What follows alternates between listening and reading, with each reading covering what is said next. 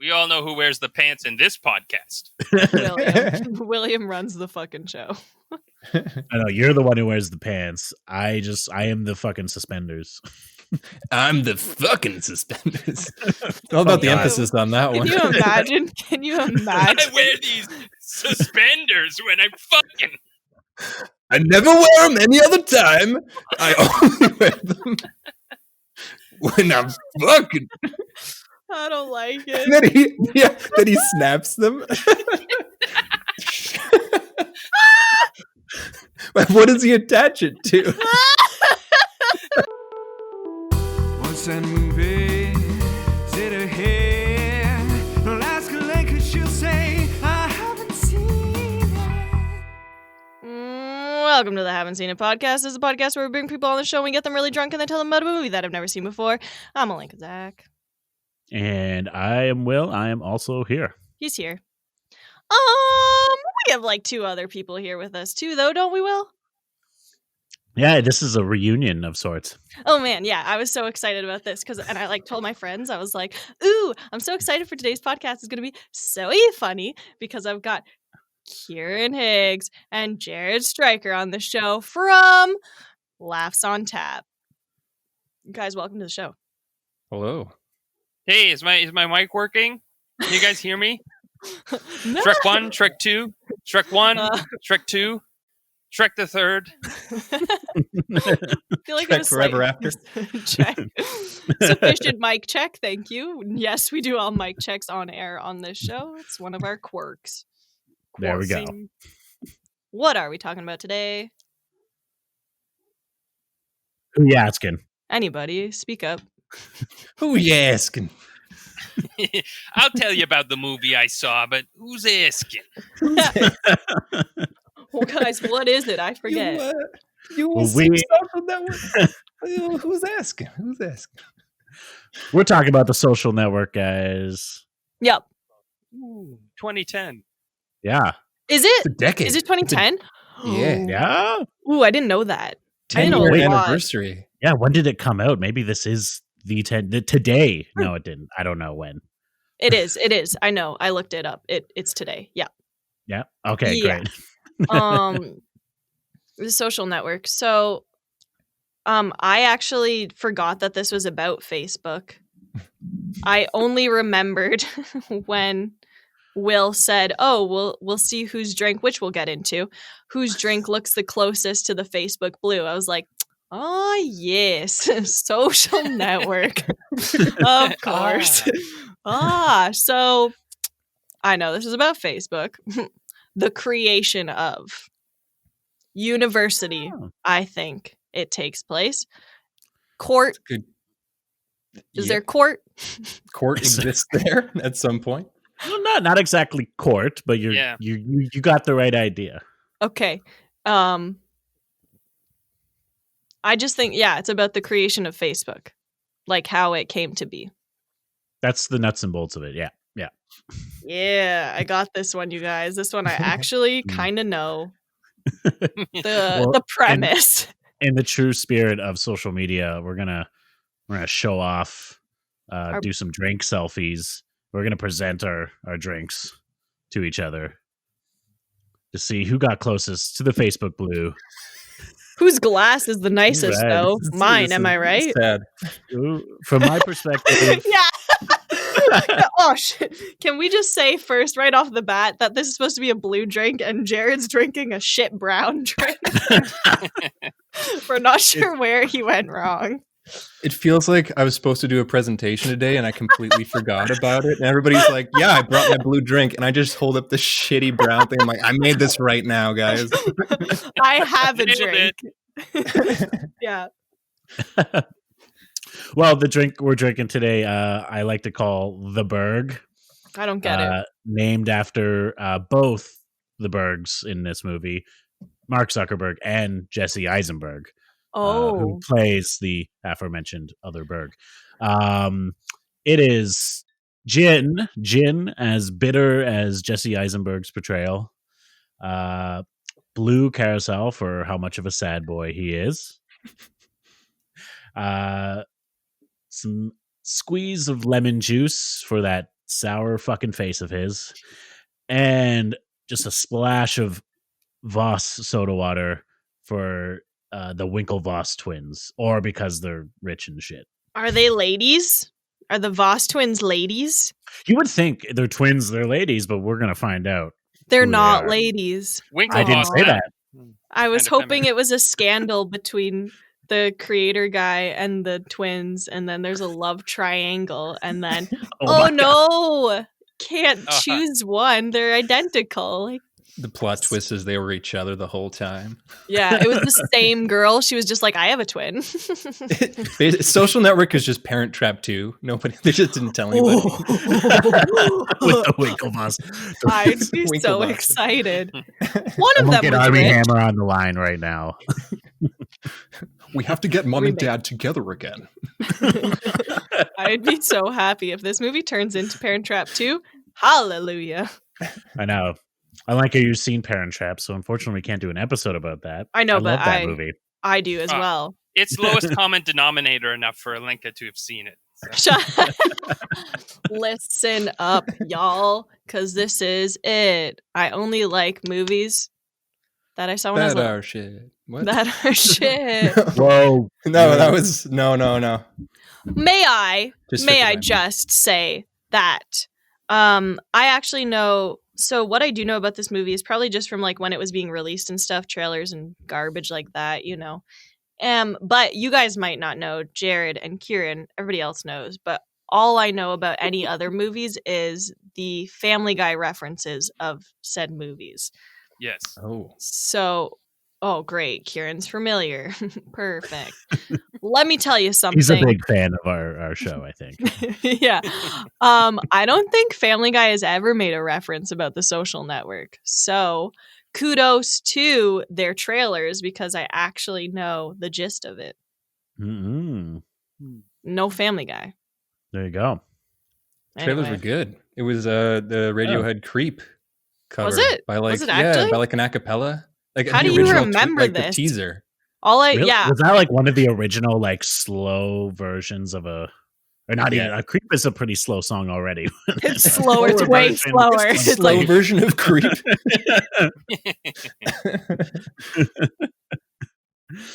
So guys, we usually like to start this off with saying why do you love or like this movie or not like it? I don't know. true. I'm gonna let Jared go first. All right. Oh, thanks, Kieran. Why I like the Social Network? I know when I'm not going to make this a long story, but when it first came out and I was like, the Social Network, Facebook, the movie, like I didn't know who made it. So I was like, what is it? Nobody's going to like this. Because this was like, I don't know, 4 or 5 years after Facebook got big. So, I mean, in the grand scheme of things, it's not that long after it was made. So it just seemed like a weird choice for a movie. But then I saw it just by chance in theaters and I was like, wow, this is way better than I expected it to be. And like there's a lot of clever lines in it. That's my takeaways. There's a lot of like one-liners in there where you're just like, you know, like, that's a good one. Almost to a fault, but like they just do that a lot. Like the script writer was like, that's gonna hit so well. Yeah, there are some really good lines. And when you say, Jared, when you said like, what, Facebook the movie? That made me laugh because I was imagining someone imagining like the Emoji Movie, but about Facebook. Like, who plays the news feed? Another one I haven't seen. But on the You whole, don't That's also with Radiohead Creep in the trailer. No. So I've seen this movie twice, watching it in preparation for this podcast, and I think for the most part, my impression is rather negative. Ooh, I like it. Obviously, it's way better than some trash movie released in January, sort of, I don't know, a pulpy rom-com or anything. It's way more significant than that, but I think it's inherent to the story, but I found nobody to like in the movie, and that turned me off in a big way, where like, I don't know, who am I rooting for here? Right. Everyone seems like a dirtbag, you know? Ah. And other things, but for the most part, that. I will felt counter that. I will counter that with I think Eduardo is like completely unlikable the entire movie. I completely agree. And that's what I was going to say is I feel like his character is super redeeming and my favorite part of the movie for sure. Let's get into it. Woo! Yeah. All right, guys, take us away. How does this movie open? I heard one of you guys gulp. Yeah, I don't know how. We'll just jump in as we go. So nervous. You're just like, oh. You gotta tell the movie now. Well, it was great being on this. Thanks so much, guys. That was my review of Social Network. Anyway. No, it opens with a conversation in a bar between Mark Zuckerberg and his girlfriend. Mm-hmm. And I think that I don't want to harp too much on my negative impression of the movie, but this first impression gave me a negative impression because I feel like it suffers from what I think of as like Clerks syndrome, where I feel like the characters don't sound like real people because they're just too quick-witted. It's too witty. That people don't talk like this. But then the movie that is an Aaron Sorkin syndrome too, and he co-wrote this, right? Or he wrote it, right? Yeah. I feel like after this very first scene, it all leans back and it doesn't feel like that. But in particular, the opening seemed very much like that. They really want. Have you ever seen The West Wing? Where they're like walking in. Have you seen those scenes where people like make movie references? I will not get them. That's not even a movie. It's a TV reference. Family Guy is definitely referenced The West Wing. Do you know like scenes where people walk and talk and they immediately have a response to each other's things? Yeah, totally. It's just that for like 5 minutes at the start of this movie where they're just like, we're doing this because of this, and they all just talk at this speed where they're like, yuck. Have you ever heard of that? No, I haven't. It's like that. Is it like this? Yeah, pretty much. Just like spouting clever little like back and forth. I have a question. No, you go to Brown. You go to Brown now. You don't say you go Brown. Yes. My question is, what school is it that they're at? Does that mean they're okay? So they're smart. They're in a Boston. They're in a Boston bar. Yes. I have another question. Goes to Harvard. Yes. Okay.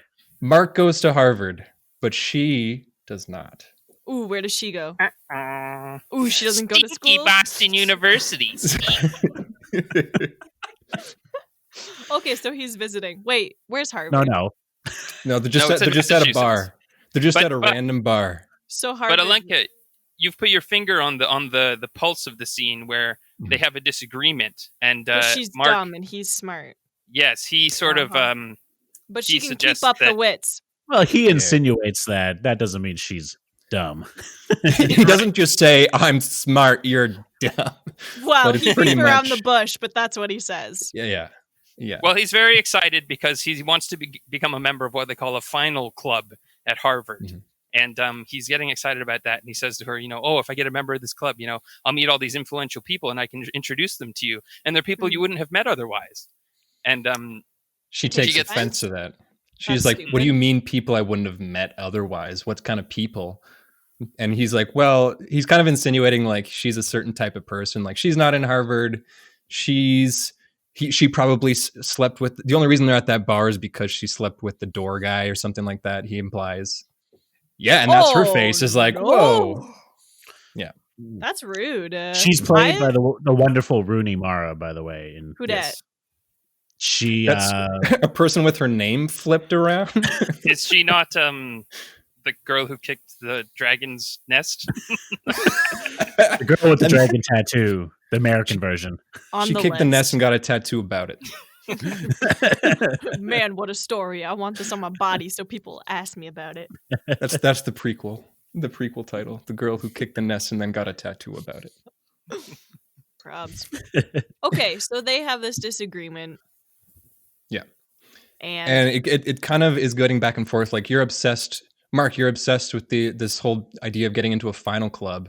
And she's mentioning like, you can't get into final clubs. And he's like, well, I can't get into rowing club. And that's the way to a better life for him. Because that's like the top 0.1% of people that gets into a final club. It's super exclusive. Okay. Mm-hmm. Yeah. And I don't know, that kind of boils over until she's like, we should just be friends. Like maybe we shouldn't be dating. And he says, I don't want friends. Interesting, because I mean, let's not forget about the fact of like he then immediately starts groveling. He's like, wait, wait, are you serious? No, I'm sorry. I'm super sorry. Can we not break up tonight? Weak man. What a disgusting specimen. And the scene culminates with their breakup, and one of the lines that we all probably agree who have seen it is one of the defining lines in the movie. She says, in life, you think that women won't want to date you because you're a nerd, but that's not true. It's because you're an asshole, or something along those lines. Yeah. I think, she's like, you're probably going to be some big computer guy. I like the second half of that, but the first half sounds like so retrospective. Like if it was a movie about Bill Gates, it's like, you're probably going to create a computer with micro in the title and get it and start a foundation with your wife someday. But right now you're a jerk. Yeah. The operating system. Yeah. The Microsoft tell-all movie. You're probably going to compete against Steve Jobs one day. But hold up. So did they make a movie about Bill Gates? No, I don't think they have. Are you really. shitting about Steve on Jobs. me? They made a couple movies. How come Computer Daddy doesn't get a freaking movie? Right? He's too alive for them to make a movie. Don't worry. Oh. Anyways, we're talking about The Social Network about Mark Zuckerberg. Okay. They made a Zuckerberg movie. Yeah. But I mean, Social Daddy. But that's Bill he was replaced by an alien years ago, so Bill Gates doesn't get his own movie, but he does show up in other movies. Wink, wink, nudge, nudge. Yeah. Shut your fucking mouth. All right. Yep. Yeah. So they break up in the bar. Yep. Sickening. Yeah. And that's when we hear the first tone of Trent Reznor's amazing score. And Atticus Ross. Rose? Trent Ross? Ross. And the other guy. The other guy. Yeah. The guy riding Trent Reznor's coattails. Long coattails. I almost said Atticus Finch. That's what I was thinking. When that's you what said the it. mouth wants to say when they say I don't even Atticus. know what Atticus Finch is from. Atticus know. Fitch Stop. is like a classy version of Abercrombie and Fitch. Atticus Huckleberry Finn? Huckleberry Finch. It's from a book, right? Yes. No, it's To Kill a Mockingbird. Yes. Yeah. Yep. Anyways, you guys, they broke up. We're in the bar. We got a freaking soundtrack going. Neat. Yep. Now what? Now they show him running for a long fucking time. Yeah. Yep. For an agonizing 3 minutes, he runs across the campus under credits. They just really want to show it's Harvard the whole time. They're like, and this is Harvard, and he's at Harvard here. That's Why what is he running? Yeah. Like running in gym shorts, like on a track? No, or he's just running home. He's just sad. But why is like he jogging. running? Fuck, if I was fucking sad, I wouldn't run. I would mope. He's motivated because of his they should have done like the Charlie Brown walk, like to his dorm for an extra 6 minutes, just like I didn't know what to see that. You know what? That is probably why they made him run, is because they probably started with that walk and they're like, fuck, this is taking way too long. Please start After they running. shot a million scenes to like Yeah. do them all again.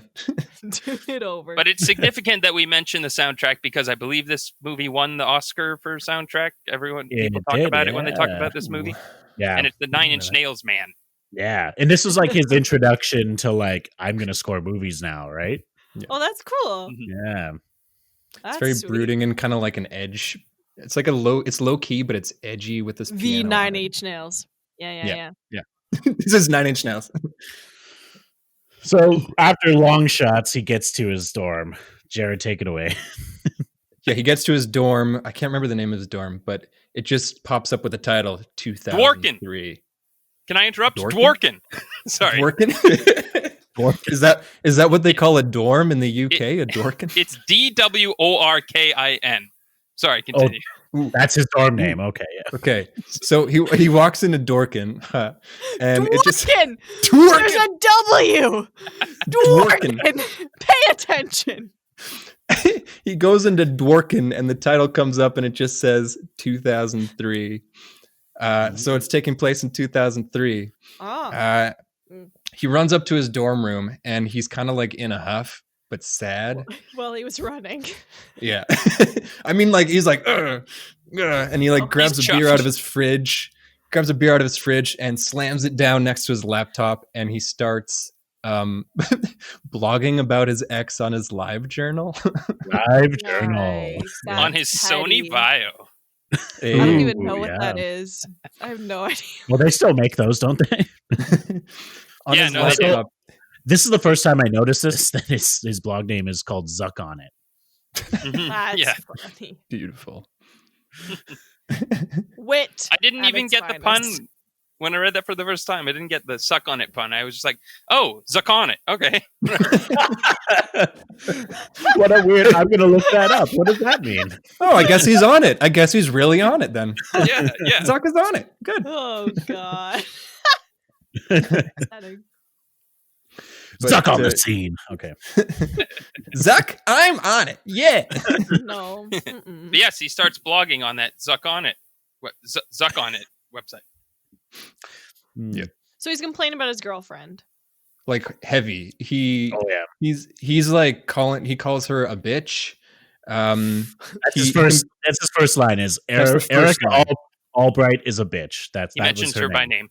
Yeah. Yeah, he gives his full name, makes fun of her last name, calls people farm animals, makes fun of her bra size, and I That's think there's some other stuff, but he rude. just goes like heavy into it, like how Mhm. she's a horrible person, but she has a good face, which is wonderful of him to say.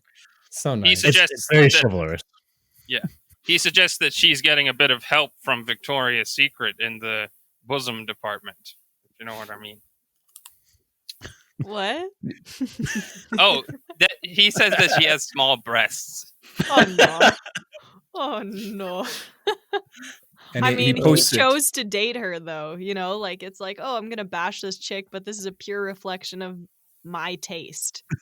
Yeah, Like he's Mark that's Zuckerberg. okay. He's just very bitter. But then he's like he's got to do something to take his mind off of it. So So he blogs. How decides- many people follow his Yeah. blog?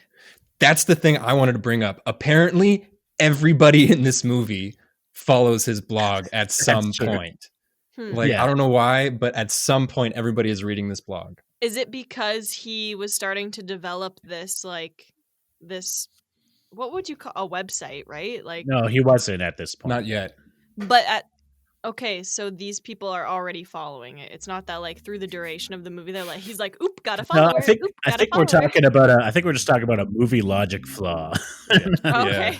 Mhm. Okay. It's kind of But- used as like a framing tool. Yeah, Okay. but Yeah. they're to be honest, they're not following his blog. They end up finding this website that he makes this night, and then now is a kind of a montage of him blogging as well as coding, as well as douchey Harvard dudes dancing with other girls who are taking off their clothes. It's a big final- montage. Is this It's a a strip final club. He's at a It's a strip No. club. final. It's a final club. It's But one they of the take final the- clubs that Mark wants to get into. It's basically like a frat, Oh. but in Harvard there's no frats. It's final club. The Phoenix. right? The Phoenix. It's like all male, like super exclusive. Minus the top- ladies that are taking their clothes off. basically Yeah. like the president. Oh, okay. Presidents go there. Probably not Donald Trump, but other presidents. They named Yeah, up it's like like a- Theodore. They're like Theodore Roosevelt went to this one. Yeah, it's got a Stuff like that. Freemason vibe kind of thing. Yeah. It was Yeah. different when he An went. Illuminati vibe. They do this whole montage. I think it's funny because it's like they have to make the hacking look cool, but it's just him at his computer. So they got the Trent Reznor soundtrack going like bump bump bump bump bump bump, and it's cutting in between like the parties and him just being like, I'm gonna hack into the servers of these different like different houses, not houses. It's not Harry Potter dorms. But it is houses. Well, so there the- was the- dorms in houses. there. So all these kind of different dorms or large residences, they are called houses, and he hacks into them to grab their Facebooks. Because apparently I didn't know about this, Mhm. but that's where the name comes from. Is that all these college dorms have Facebooks so that people can post their picture and like kind of a little bit about themselves. So, you know, students who live there know a little bit about each other. So he goes in, he hacks them, and he takes all their images so that he can create what essentially is basically a hot or not website. Oh, I remember that. I never went on. Go on. Oh, the but old The web. whole montage has that hackery feel with the electronic music, with the monologue on top of him describing how he's hacking into these different houses' websites and getting the photos. And he's blogging the whole time and sort of talking about what he's doing. So he's actually publicizing the whole thing as he's drunk. Step by step. That's why. Yeah. Okay. As this is happening, right, they're showing all these like cool Harvard douches dancing up a storm in their parties, and there's like a party bus of women coming to this house because it's exclusive to be with I Harvard did want to dudes. see how they're dancing. Yeah. And it's slow-mo. Is it slow-mo? Yeah. Oh, of course. Yeah, slow-mo. Yep. It's about 2 a.m. Right before he puts the website up online live, he needs an algorithm from his best friend, Eduardo Saverin, who shows up. Okay. Played by Andrew Garfield, the forgotten Spider-Man. So he's not what I thought. Okay. And well, maybe. He comes in and he's like, I read your blog, which is, he's the first person who says that, which is great. Are you I'm okay? And he's count. like, yeah. Yeah, you can do it. We got one. We're at 1. He's like, what's up, Mark? I read your blog. Are you okay? And he's like, I need your algorithm for the site. And then he puts it on live because Eduardo's like, I don't know. But then he gives it to him to upload.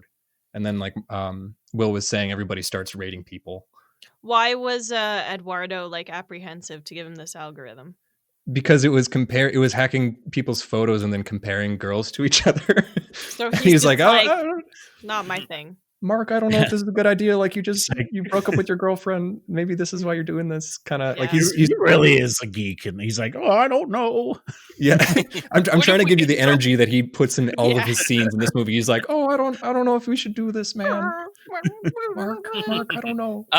I also think it's interesting because one of the themes in the movie is like, obviously sort of ownership of an idea and authorship.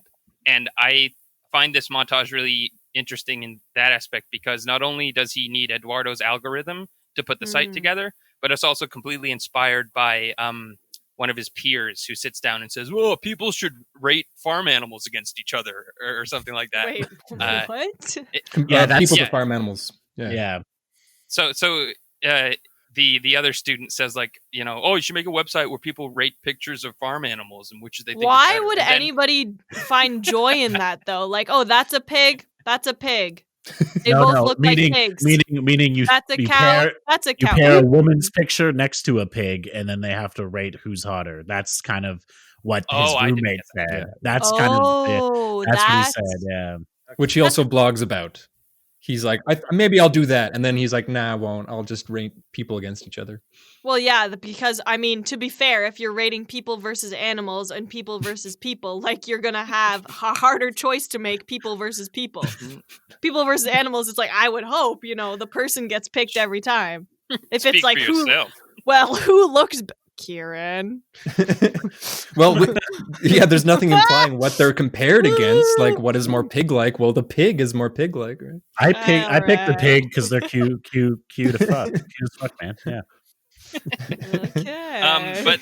But this scene culminates with, as we said, Eduardo, who's the whiny little boy, saying like, maybe we should turn this off before we get in trouble. I mean, the guy with logic. I wouldn't say he's whiny. The guy with fucking moral. I think we like just enjoy imitating. Yeah. Hey, Mark. He just has like a sort of maternal energy to it all, but also slightly like, I don't know. Well, he's not a sociopath. Right. Anyway. Which, from what I he's gather, the only one. Mark. He's the only one who's not clever in this movie, I think is what it is. Like everybody else has snappy lines, but he's just like, I don't know, guys.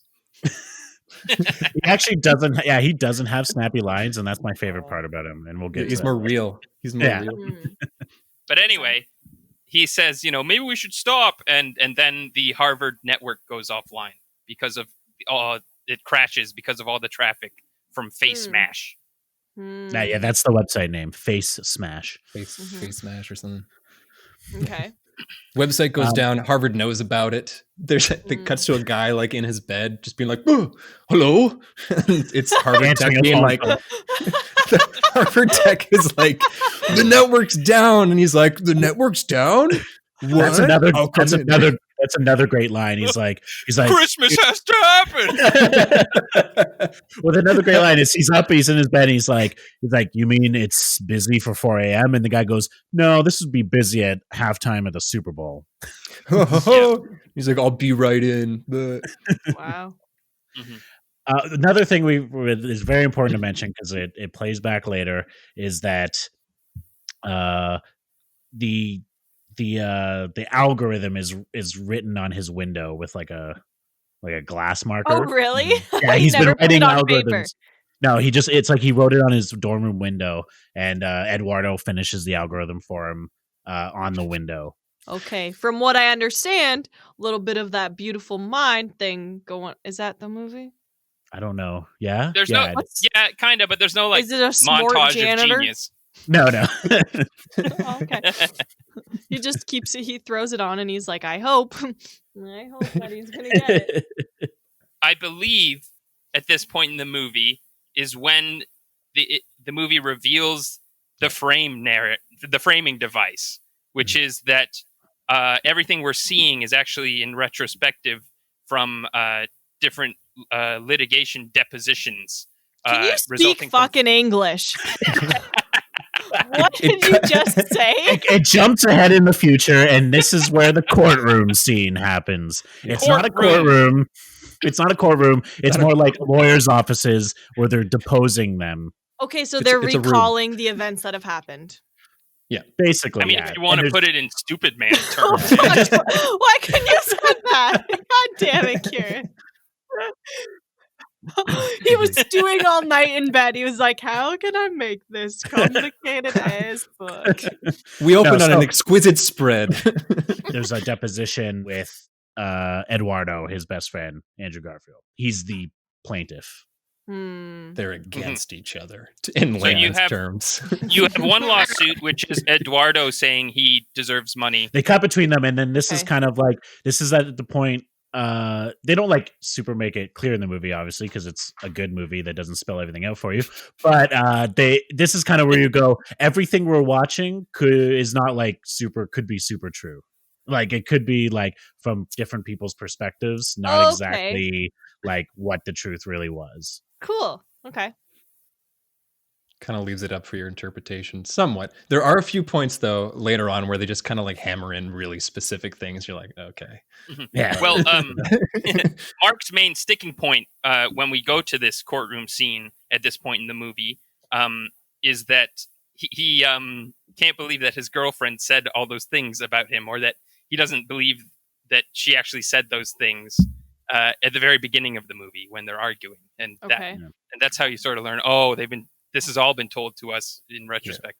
Yeah. Okay. Yeah.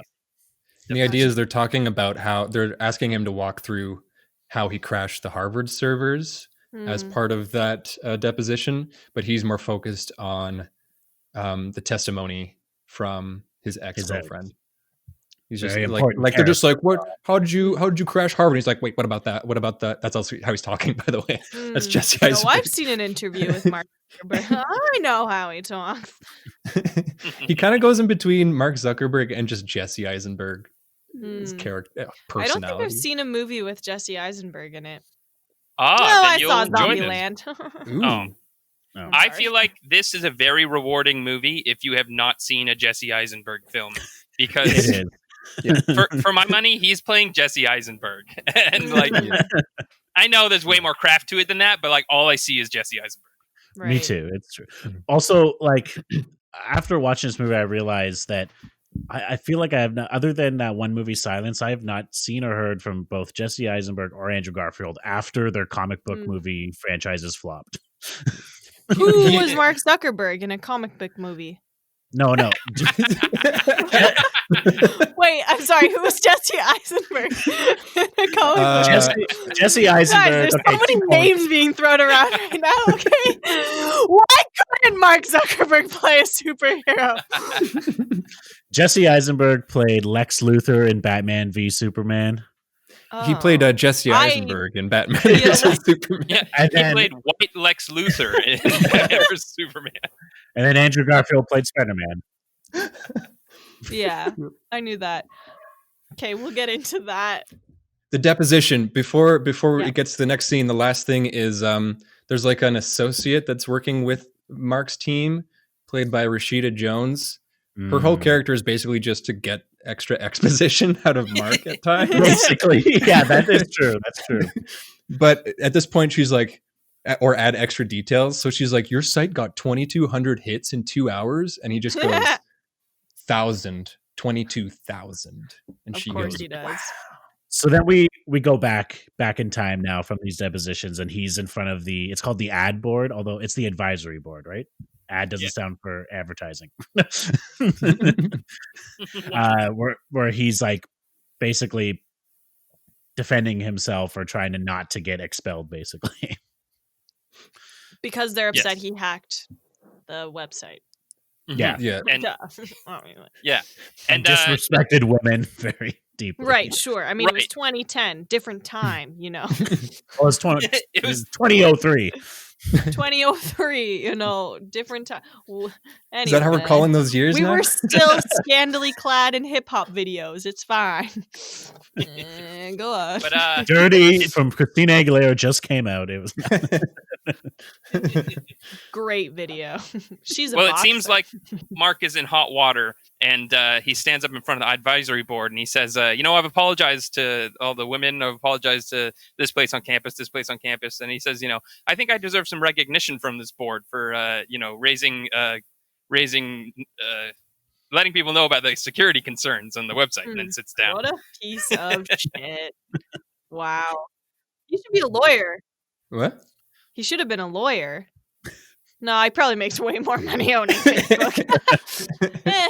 Anyways, that guy that was like, hello? That guy, yeah, at 4 a.m., he's like, well, actually, the security system's really good. We found you in like a couple of hours with that same system.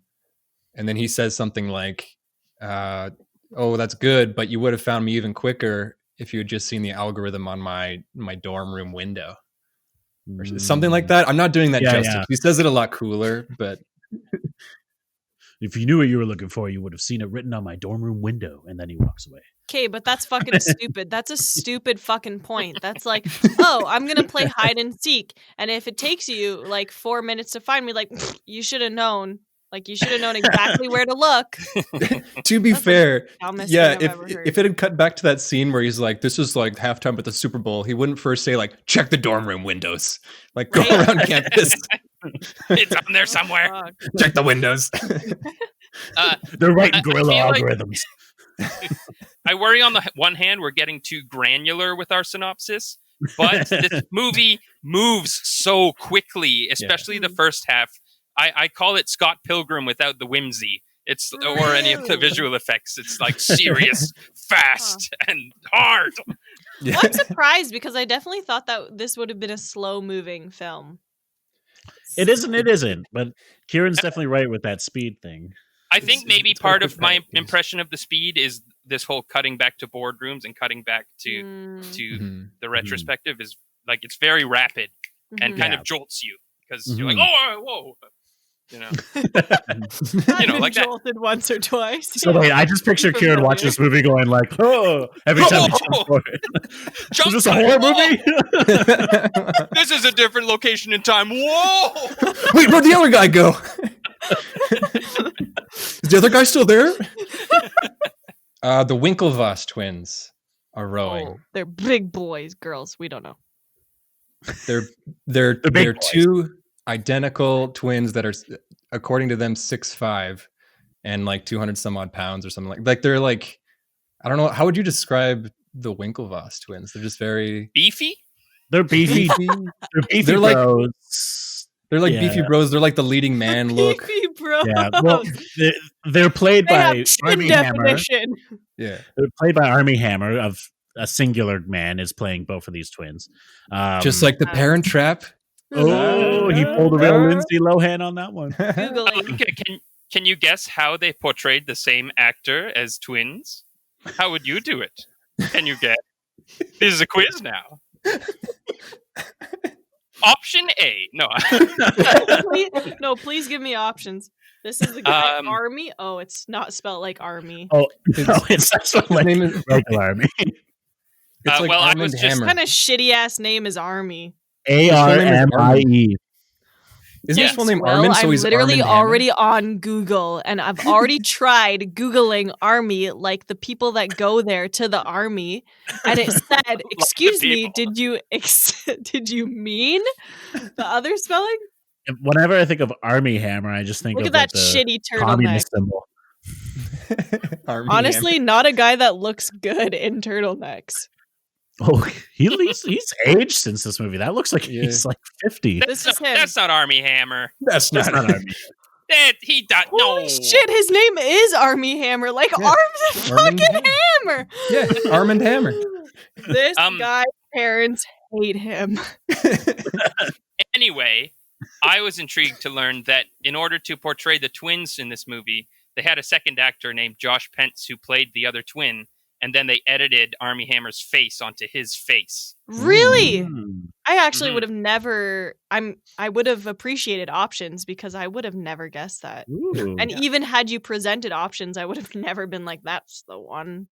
It's also totally unnoticeable. It didn't look CG'd at all to me. I notice it when the twin is standing behind him in that hat, that black hat. But What otherwise- does this hat look like? Is it a toque? Oh, it's a weird like goofy toque. Like he looks like a dork in it. Yeah, can we get to the important aspects of this movie? In that one scene, his hat is so weird. So Should be going to pointy. Dorkin House with that hat. All right, we need to speed it up. So they're rowing. They're rowing. They're done rowing, and their friend, another character we're introduced to, Divya Narendra, who is like, Not I don't a know, he's like name. this fucking guy who's always there with them. I just call him the "Have you seen this guy?" because his whole thing is he just comes up to the Winklevoss twins and says, "Have you seen this?" and then tells what has happened to them. That's basically his job. Yeah. yeah, he's conflict with Mark Zuckerberg exposition man. Okay. Basically. But Basically, he tells the twins about this guy who created this website that crashed the network, and he was blogging simultaneously. Basically, how much of a computer like whiz this guy is, and he's just like, "This is the guy we're looking for," and that's kind of all we know so far. Okay. Then it cuts to a courtroom, or not a courtroom, but another deposition with Mark on one side and the Winklevoss twins and conflict exposition man on the other. and they're suing him too. Whoa, big twist. Yeah. That's basically that scene. It's just real quick. They're just like, "We're the Winklevoss twins and we're suing him." And that's basically the scene. That's how they talk, by the way. But they don't say it. The fucking exposition guy says it. Have you seen this? We're suing him, apparently. Awesome. But they come to Mark with this idea to start a website that is similar to these Facebooks that belong to the houses of the college, but aggregates the different colleges. So anyone with the right email, a harvard.edu email, could join the site and essentially create a university-wide Facebook instead of a house-based Facebook. Yeah. And the whole idea is that Mark's like, "How is this different from MySpace?" And they're like, "Well, it's exclusive. It's exclusive to the Harvard email address to get in. So it's almost like a Final Club, but online." Yeah. And then Mark's like, "Ooh, I'm in." Okay. The other side of it is they're like, because we didn't talk about the classroom scene, but they're like, "We can redeem your reputation if you help us with this." Because like Mark's been kind of trashed by everybody on campus because he created Face Mash. Oh yeah, we missed this moment, but he's in like a class, like a coding class, and this girl turns around and hands him a note, and he's all intrigued. And he opens it up, and it just says, "You suck." It's also been memed. It's still a meme out there. I haven't seen it in a while. But where people just fill it in with whatever they want. So he was like excited. He's like, "Ooh, a girl passing me," and then it was like, "You suck." You suck. And then he has this sad, sour face on. He's just like, Well, the scene is a little weird to me because you don't actually see Mark see the person who starts passing the note. You don't see him know who sent the note. But at first I thought that made the scene fall flat, but then I thought it was more sort of interesting because it's just like, oh wow, the consensus is that I'm a dick. And so it's a reputation thing. So he did gather that like somebody else from the back of the room wrote the note originally, and it's been passed all the way forward. Yeah. Front of the room, but yeah. Yeah, he's at the back. So then he leaves, and then the teacher's like, looks like my class is a little boring for Mr. Zuckerberg. And then he just answers the question he just asked. Like, he just like 5 bits, 2 bits, 3 bits. I don't know what he's talking about. I don't know coding. So And that is correct. Yeah. It's that where he's like, "Oh, you're leaving the class," and then he's like, "Nah, well, actually, I know the answer to the question. See, it's okay, but I'm still leaving." Yeah, fair. Yeah. So the Winklevoss, they confront him, and they're like, "We have an idea," and they bring him to the Porcellian, which is their club, the club that they're a part of. Yeah. And they walk in, and they get him a fucking wrapped sandwich. They're like, "Sandwich?" And he's like, "Do you want a sandwich? Do you want a sandwich? Do you want anything here?" I just like doing Armie Hammer's voice in it. It's funny, Jared, but the scene is strange. They hand him a sandwich without saying anything. Yeah. And it's just ready there in the bike room. It's just like a turkey brie. I don't know what it is. And he doesn't know what to do with it. He doesn't eat it. He tries to fit it in his pocket. He looks at it and he just does nothing with the sandwich. But then that's the scene where they pitch Harvard, the whole thing we were talking about. So he hears all their ideas, and Mark is immediately like, "I'm in. Yeah, I'll do it for you. I'm in." Basically, they're it's kind of like, and this is something that is so true. And I always see posts on Facebook, like, these guys are the idea guys, and then they got this fucking guy Mark to just do all the work. Like, they didn't do anything. No, I just want to present the concept to you that I may be the idea guy, and you are the person that does all the work. I mean, if we're being realistic. Yeah, but I like doing the work, so who cares? Hell yeah. We're at Jewish Fraternity Caribbean night. Yes. Yeah. Yes. We cut back to the deposition scene, and they're like, blah blah blah, and he's like, "I was at Caribbean night when I talked to Eduardo about Facebook." So this is when he talks to Eduardo about making the site that the Winklevoss twins are proposing, but basically for themselves instead of for the Winklevoss twins. Yeah. Oh, okay. Yeah. Eduardo is wearing. Oh, sorry. Go ahead. No, you go. He's wearing fucking. It's not important. It's just clothes again. Eduardo is wearing the outfit of the Hawaiian Punch logo guy. Yeah, he's like a Hawaiian Punch pouches. Hawaiian hat. Yeah, hat thing. He's wearing the same thing, and he does a weird dance where he's like, "Mark." I love that. That's what I love about his character. He's so awkward and like catchy lines, and he just does this jig towards him. He's the only one dancing. No. And then so Mark takes him inside to tell him about this idea that he has, and he wants Eduardo to come on with him and help him out. He doesn't really fully talk about it, right? Or does he say it? What does he say? He says he wants to bring. He's like, it's like a final club, but we're the president, and we could bring the whole social experience online. And he also mentions people really liked that Face Smash website I made because they saw people they knew, and that was the big thing.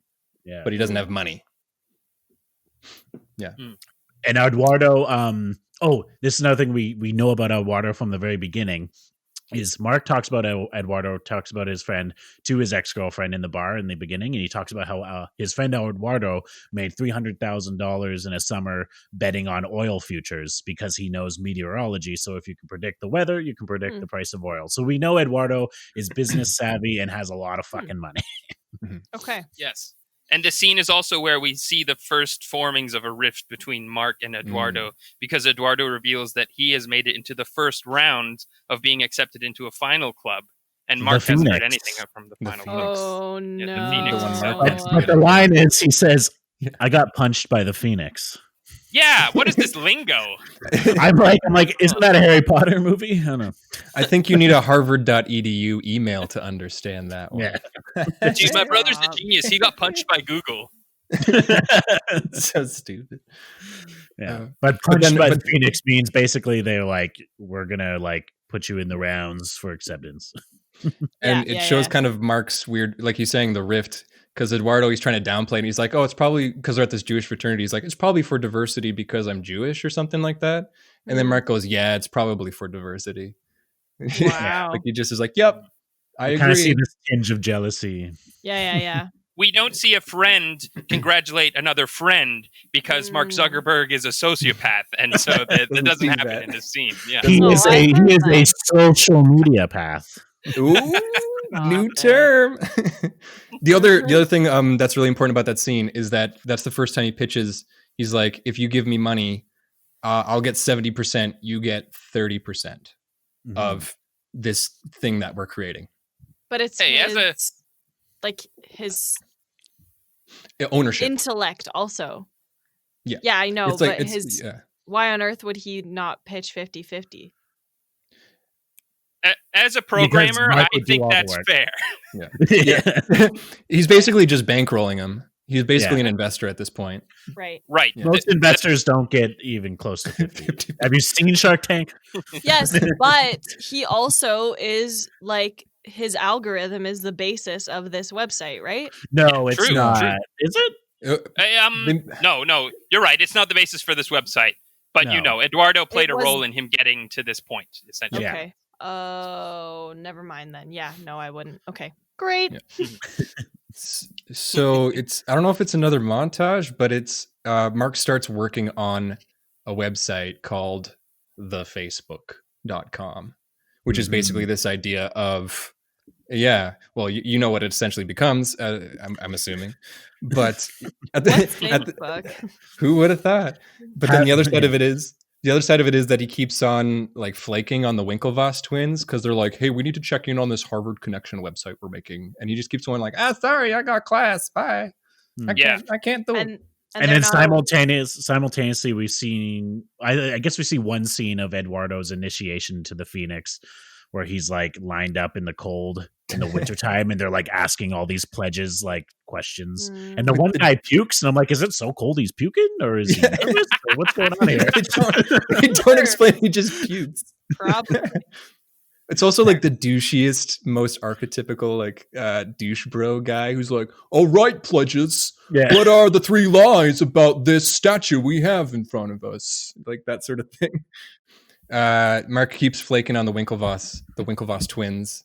And then it cuts back to their deposition where they're like, you stole our idea for the website.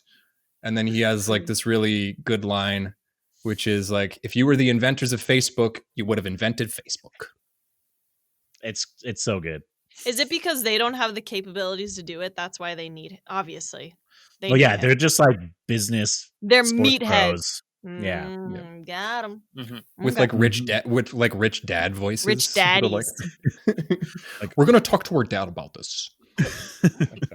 You do like such a good Army Hammer as the Winklevi. It's so good. God. Thank you. It reminds me a little bit of No Country for Old Men. There's a quarter in your pocket. Put the quarter in your pocket. That kind of. Oh, we're doing that movie. It's on the list. Just famous movies as the Winklevoss twins. Do you want to know how I got these scars? My father was a drinker. I've seen that one. Yeah, from now on, only reference Family Guy or Batman. Stewie, what are you doing?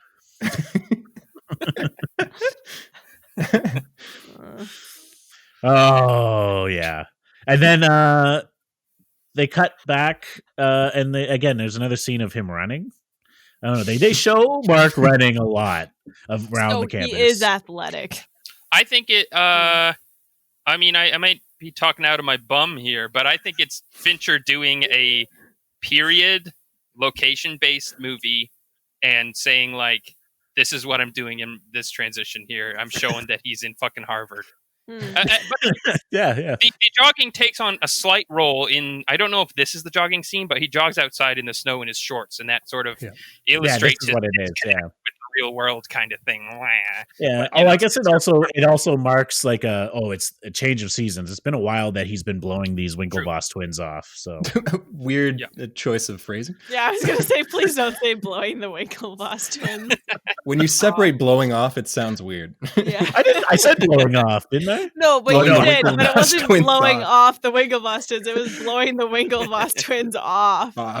Sorry, he was jerking the Winklevoss twins around. Okay. Around.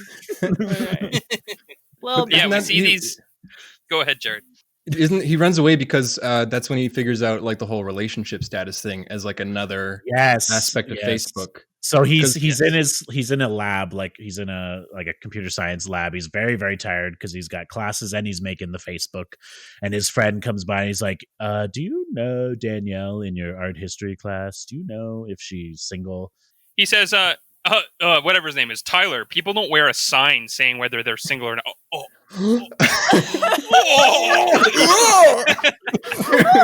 He does an orgasm, but he runs to his dormitory.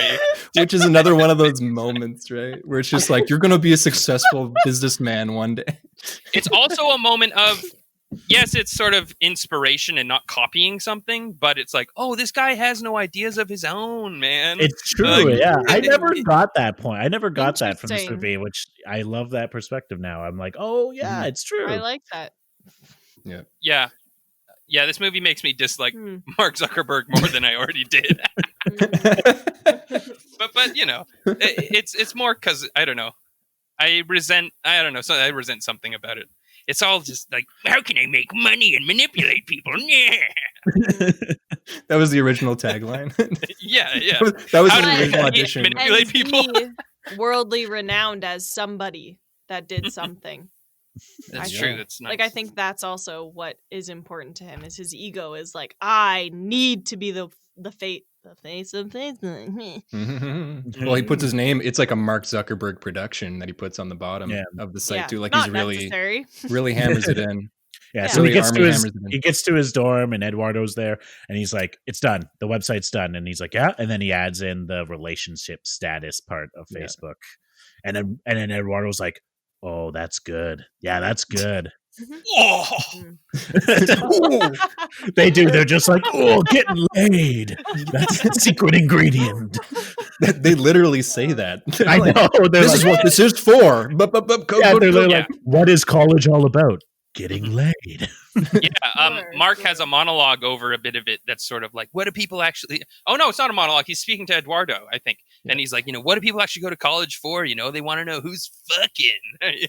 Like, there's that sort of conversation of like, I'm Eduardo. But he has another scene like that in that same scene because he's like, we just need people to start using this website. Eduardo, you're getting punched for the Phoenix. You have all the emails of the Phoenix people. We can invite them to it. And Eduardo's like, oh, I don't know, Mark. I don't know if that's such a good idea. Yeah, he does. He literally does a slow back up and sits down onto the bed like, oh, I don't know. Oh, yeah, I don't know, Mark. I don't know if we should do that. I'm not even in there yet. So, But then he does it. He does it and he invites them and people start using it on campus. Yeah, they start around like, how do they advertise this as? Like, what do they say to people? They're like, oh, we got this new website. I think you would have to ask someone who got an official email of that back then. I don't think they say that in the movie. Yeah, they don't show the characters running around telling people about Facebook or anything. The only spreading of information that occurs is like sending the website to people online. Like it happens a couple times in the movie, like send this to your friends or whatever. It's the have you seen this guy? Get hacked. It is, yeah. Okay. The have you seen this guy basically explains as Facebook gets bigger, like, have you seen this Facebook? I haven't seen it, guy. Which I think he's in the next scene for that. Yeah, it is. The next scene cuts to this weird, like, it's like, I think it's around the holidays. Yeah, because it's like winter out, and there's like an a cappella group singing, and it's like a kind of half dinner party thing. I don't even know what it is. It's like a big hall, and he's sitting there. The have you seen this guy is sitting there with his girlfriend, and she's like, Divya Narendra is sitting there with his girlfriend, and she's on her laptop, and he's being all like, "Close your laptop, dear," which is like. Super weird. It's sort of like this austerity prestige thing where they're watching like a cappella going like, honey, you should be respectful of the performers, sort of thing. And he's like 19, 20, but and then she's like, I was like, just got this link to this weird website. Have you heard this? The Facebook? And then he looks at it and then he does this like, and then he grabs her laptop and like stumbles out of the table, and then he turns around. He's like, "This isn't mine." He hands it back because he's like realizing that Mark Zuckerberg's like this is like their idea for their Harvard website, but in a different, branding. And then he immediately runs to the Winklevoss twins because I think they're his only friends because he's like always around them. To a fault. But it is just one guy. It is just one dude with his He face. hangs put out on with his another friends. What a weirdo, eh? So yeah, he runs towards them, and then he's just like, they're like in rowing practice because that's all they do, and they're like 10 more minutes, and he's like, I just thought you should know that Mark Zuckerberg stole our website. And then they're like, ugh, no. Yeah, they've been rowing in like a set up rowing practice thing that has water in it, and he interrupts their practice. Okay. With some important information. I don't know. Then they're like deliberating in like, I don't know. They're all wearing like, it's like a room where you should drink brandy or something like that. Yeah, it like, looks like that. That's what it looks like. And their first reaction, as all douchey guys, is just to sue. That's their first reaction. Well, two of them. And then one of them is like, no, we shouldn't sue. We're gentlemen of Harvard. And they're like, wait, what? What are you talking about, dude? Yeah, what does that really mean? He's like, no, we shouldn't do that. It's not the right thing to do. And he says, like, we shouldn't get in a knife fight with them. Something like he says all these like weird lines. yeah, like, we shouldn't get in a knife fight with them. Mark hasn't chosen his weapon yet. We can't possibly sue him. Also, I never know which Winklevoss twin is which. I don't know who is who. Well, come on, Cameron. Doesn't matter. Cameron. Cameron's the hot one. I want to say this is the halfway point of the movie. Yeah, I could be wrong, but I believe this is the entrance, more or less, of Sean Parker into the story. Yes. Okay. That's a character name, or is that an actor? That's an actual person and a character name, because this movie, you see, is about real life, and so the characters have real person names.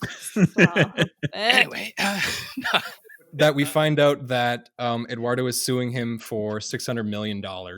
Oh, damn. Yeah. So we haven't actually... Okay, never mind. Yep. Go on. The lawyers specifically say they're not best friends anymore. They say out loud. Yes. Yeah. And this happens immediately after, they launch the website, and Eduardo shows him the letter. He's like, I just made the second cut for the Phoenix. And then as Mark has this totally kind of like backhanded compliment. It was like, oh, wow, that's totally great. You should be proud of that, even if you get cut the next round. Okay. Yeah, that's good, man. Don't feel bad when it doesn't work out. Okay, see you later. Yeah, basically. What a petty bitch.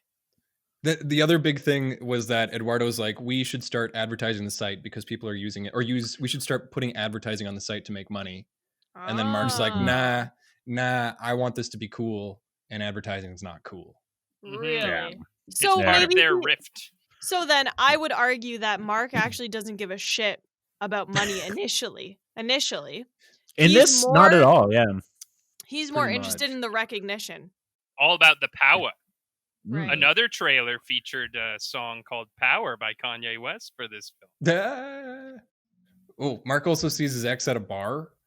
And is like, I want to talk to you. And she's like, you called me a bitch, made fun of my family and my bra size online. And then people read your blog. And so there's two people who've read the blog. And after that, she's like, I want to talk to you. You're missing something, though.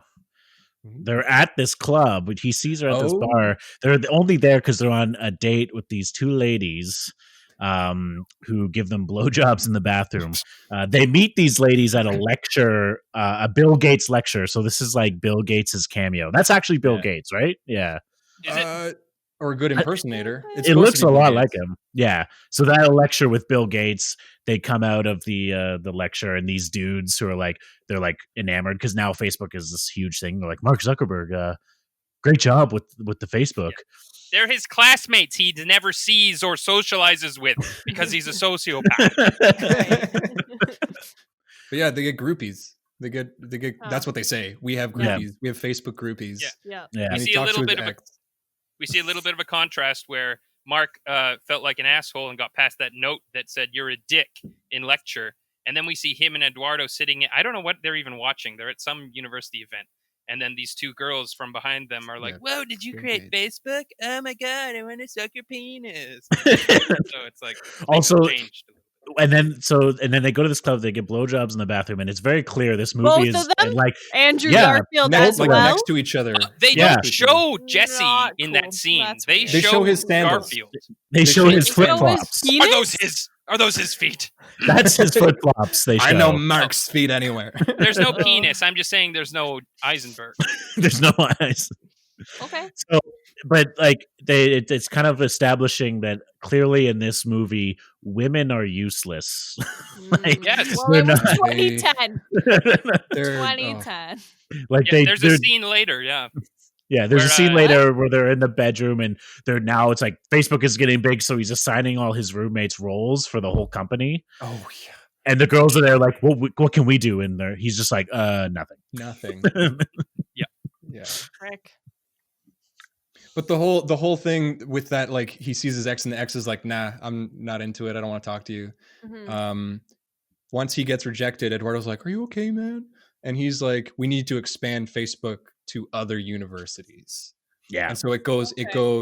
because she starts hasn't opening- heard of it at her Brown University. Oh, okay. So Okay. he expands to other universities, including Stanford and In Palo Alto. Palo Alto, which is then we hit Sean Parker. Sorry, Yeah. I wanted to. Basically, they make all of Mark's decisions based on just like personal gripes. Like, Yep. Oh, yeah. with like his he ex. doesn't make anything like logically. It's all just like someone hurt me, Emotionally so I'm going to make driven this big decision. decision to prove them wrong. Who hasn't? Which is like how they portray him in the film. I don't know if that's real true or not. Sure. So I ahead a bit to the Sean Parker halfway point, but I think we're there with the knowledge and the Yeah, we subject are. now. Yeah. And yes, as I said, this is the halfway point of the movie. And so Sean Parker was the founder of Napster.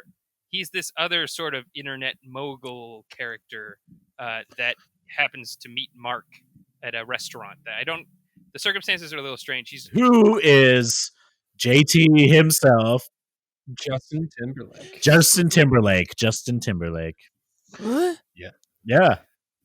Not the Justin Timberlake playing the probably not as cool looking Sean Parker.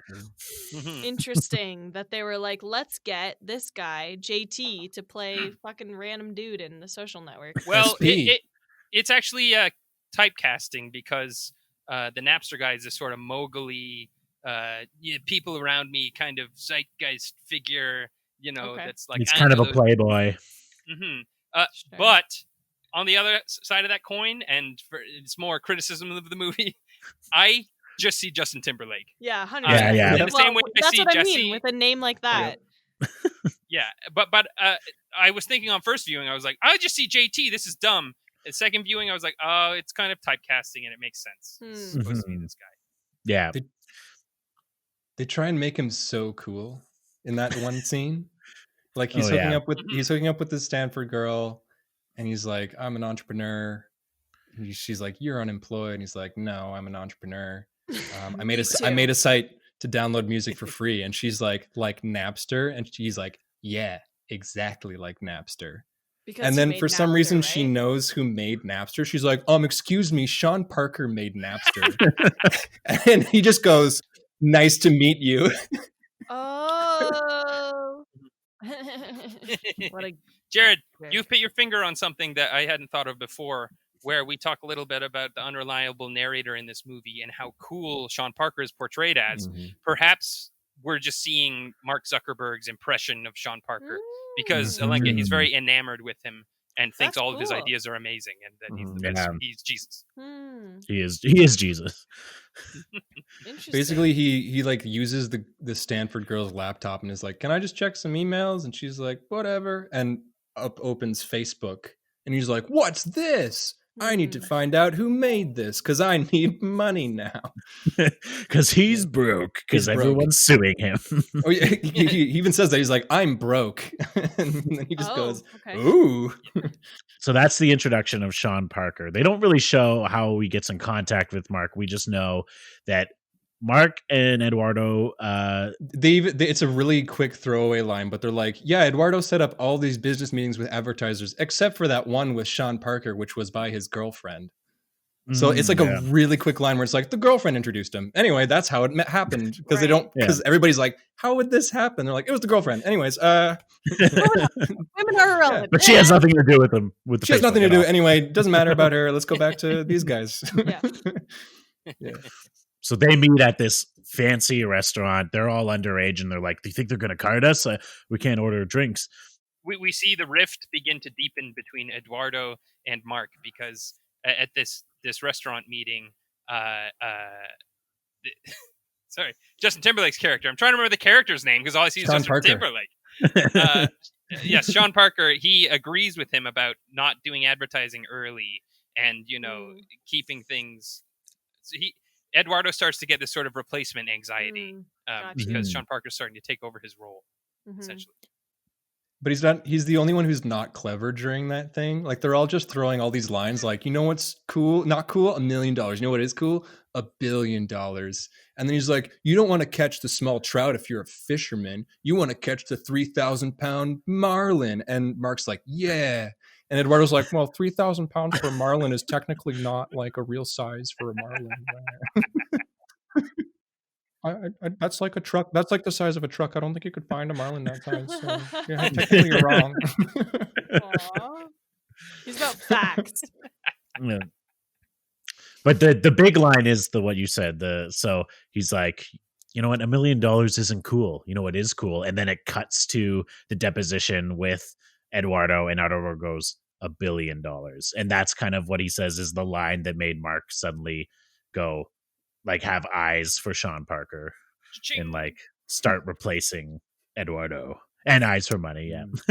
And then he gives like one more piece of advice. He's like, Sean Parker pays for everything and is like getting them drinks and everything. And then he just apple teenies. They get apple teenies. Another run of apple teenies for everybody. Does everyone remember apple teenies? Why did you make apple teenies? That I could have made up shit. Obvious choice. I'd still be drinking this guy right here. You know why? Because I created the drink before I watched it over, and I forgot about the apple teenies part. Wow. Honestly, I detest apple flavored liqueurs and stuff. So good on you. Better. All right. Yeah, I would have had you fucking juicing your own apples right into the drink. Go ahead and juicing his own apples.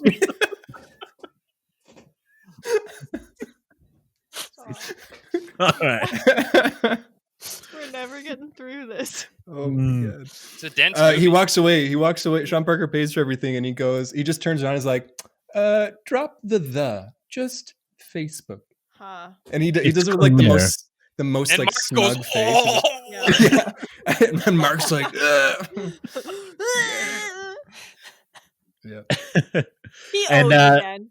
So then we cut back to the deposition, and the Mark's lawyers ask Mr. Saverin, have you ever done anything that could have put the company in jeopardy? Have you ever done anything that could have put the company in a bad light? And then this is where the whole storyline with his Phoenix pledging comes up, and I love it. It's great. It's a great part. Why? Because he goes, yeah, you go. Yeah, Mark's lawyer is trying to paint a bad light on Eduardo in order for Mark to win the case. And he pulls up an article from the Harvard newspaper about how Eduardo, as part of his pledge, he had to look after a chicken. And the article claimed that he was an animal abuser because he fed the chicken from the cafeteria and was this facilitating cannibalism.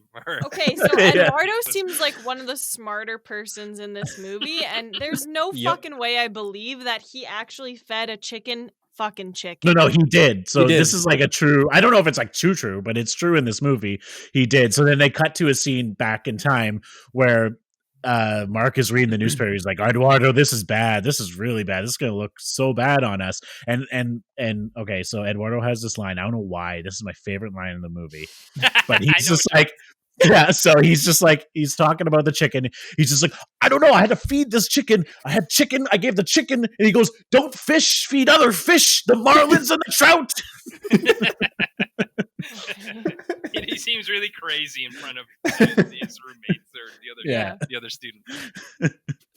Although it was a little bit of a disappointment for me in this movie because that event sounds so funny, but we never see him with the chicken. It's all like, talk about it. Like, I don't know if it would have made it seem too bizarre, but I would have liked to see some. I'm pretty sure taking care of a chicken is not that difficult on account of I know someone, like a regular old lady, who in this movie is irrelevant. Women are irrelevant. This girl's irrelevant. She took care of multiple chickens. She had eggs, so I feel like a fucking Harvard guy could do it. Yeah. It's funny because women are sort of irrelevant as power players in the plot of this story, but are also but central. the motivators. They are central to motivations, or at least, especially in terms of the conclusion, which we'll get to. Right. Cool. But yeah, that's my favorite line in the whole movie is the marlin. So Sean convinces Mark to go to California, and as part of that, summer. Mark, for the summer, and as part of that, Mark wants to hire some interns to work in California for them. And part what of are his they hiring for? Facebook, right. and his hiring process involves coders sitting around in a table trying to code at the same time and outcode each other, whilst also having to take shots based on different criteria. I think it's good to point out this is in a dark room with one light shining down on the programmers and like 60 people around them all cheering. Like hooting and hollering, and you're like, you're going like, yeah! It sounds like when they fight. televise fucking blackjack or whatever the fuck that like. No, but that's tame. Like watching televised poker is tame. This is like poker. A boxing fucking match. Yeah. This is like a UFC thing going on. Everybody's like, yeah, you're gonna program. May I just off rail for a moment and say my favorite part about watching televised poker is when the lady's massaging a guy in shades. that happens? They massage 100%. Oh my god! My haven't seen it is poker games. Holy shit. Why do they massage them? They're the best. Like they wear we'll get it. I'm gonna start a new podcast. Will's like, Alenka, watch Citizen Kane. She's like, oh no, the poker tournament's on. So Eduardo comes in while they're doing this whole hacking thing, and he gives Mark the money for the Palo Alto house, the house he's going to live in California. He gives him $18,000, and then it cuts back to the deposition, and he's like, so after this $18,000 you gave to Mark, that ups your tally to $19,000 that you've invested in the company so far at this point, because Eduardo gave him the first $1,000 to start Facebook, and he gives him another 18, and then he's like, yes, that's $19,000. And then it cuts to Mark being a little fucking douche, and he goes like, wait a minute, and then he writes down a notepad, and he's like, yes, my math is correct, that's $19,000. So unnecessary. They just add they just add those little moments in to be like, Mark is still a dick, guys. An asshole. Okay. What the fuck? He just looks stupid though in that scene, in my opinion. Like they make it seem as if I don't believe you. I don't believe your fucking word of mouth. So I'm just gonna. It's you are right. Okay. It's more like the oops before where he's just like, you guys, this isn't worth my time. Yeah, it's also a little bit like $19,000. That's nothing. And there's an earlier moment when Mark says like, oh, I could buy this whole thing. I could buy this thing and do the things. He talks about buying the Phoenix's residence and how he could do that with the money he has now. And it's like, why would I care about the Phoenix? He just constantly, he just comes across as like an I am very smart kind of guy in this movie. He knows like better. Before. Yeah. Like the lawyers are like, do I have your attention? And he's like, no. And then they're like, do you think I'm worthy of your attention? He goes, well, I'm under oath, so to avoid perjury, the answer is no. And also you have the minimum. Yeah. He's like, you have the minimum of my attention. The rest of my attention is back on Facebook doing things all y'all could never do. Like he just says a lot of stuff like that where he's just like, I'm better than you guys. I'm smarter.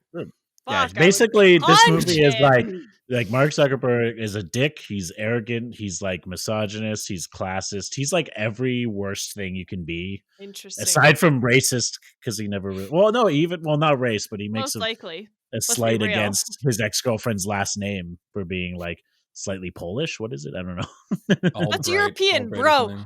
10 out of 10. You got a European background. Like, are you kidding me? What the fuck? Like, that's a given. man. Okay.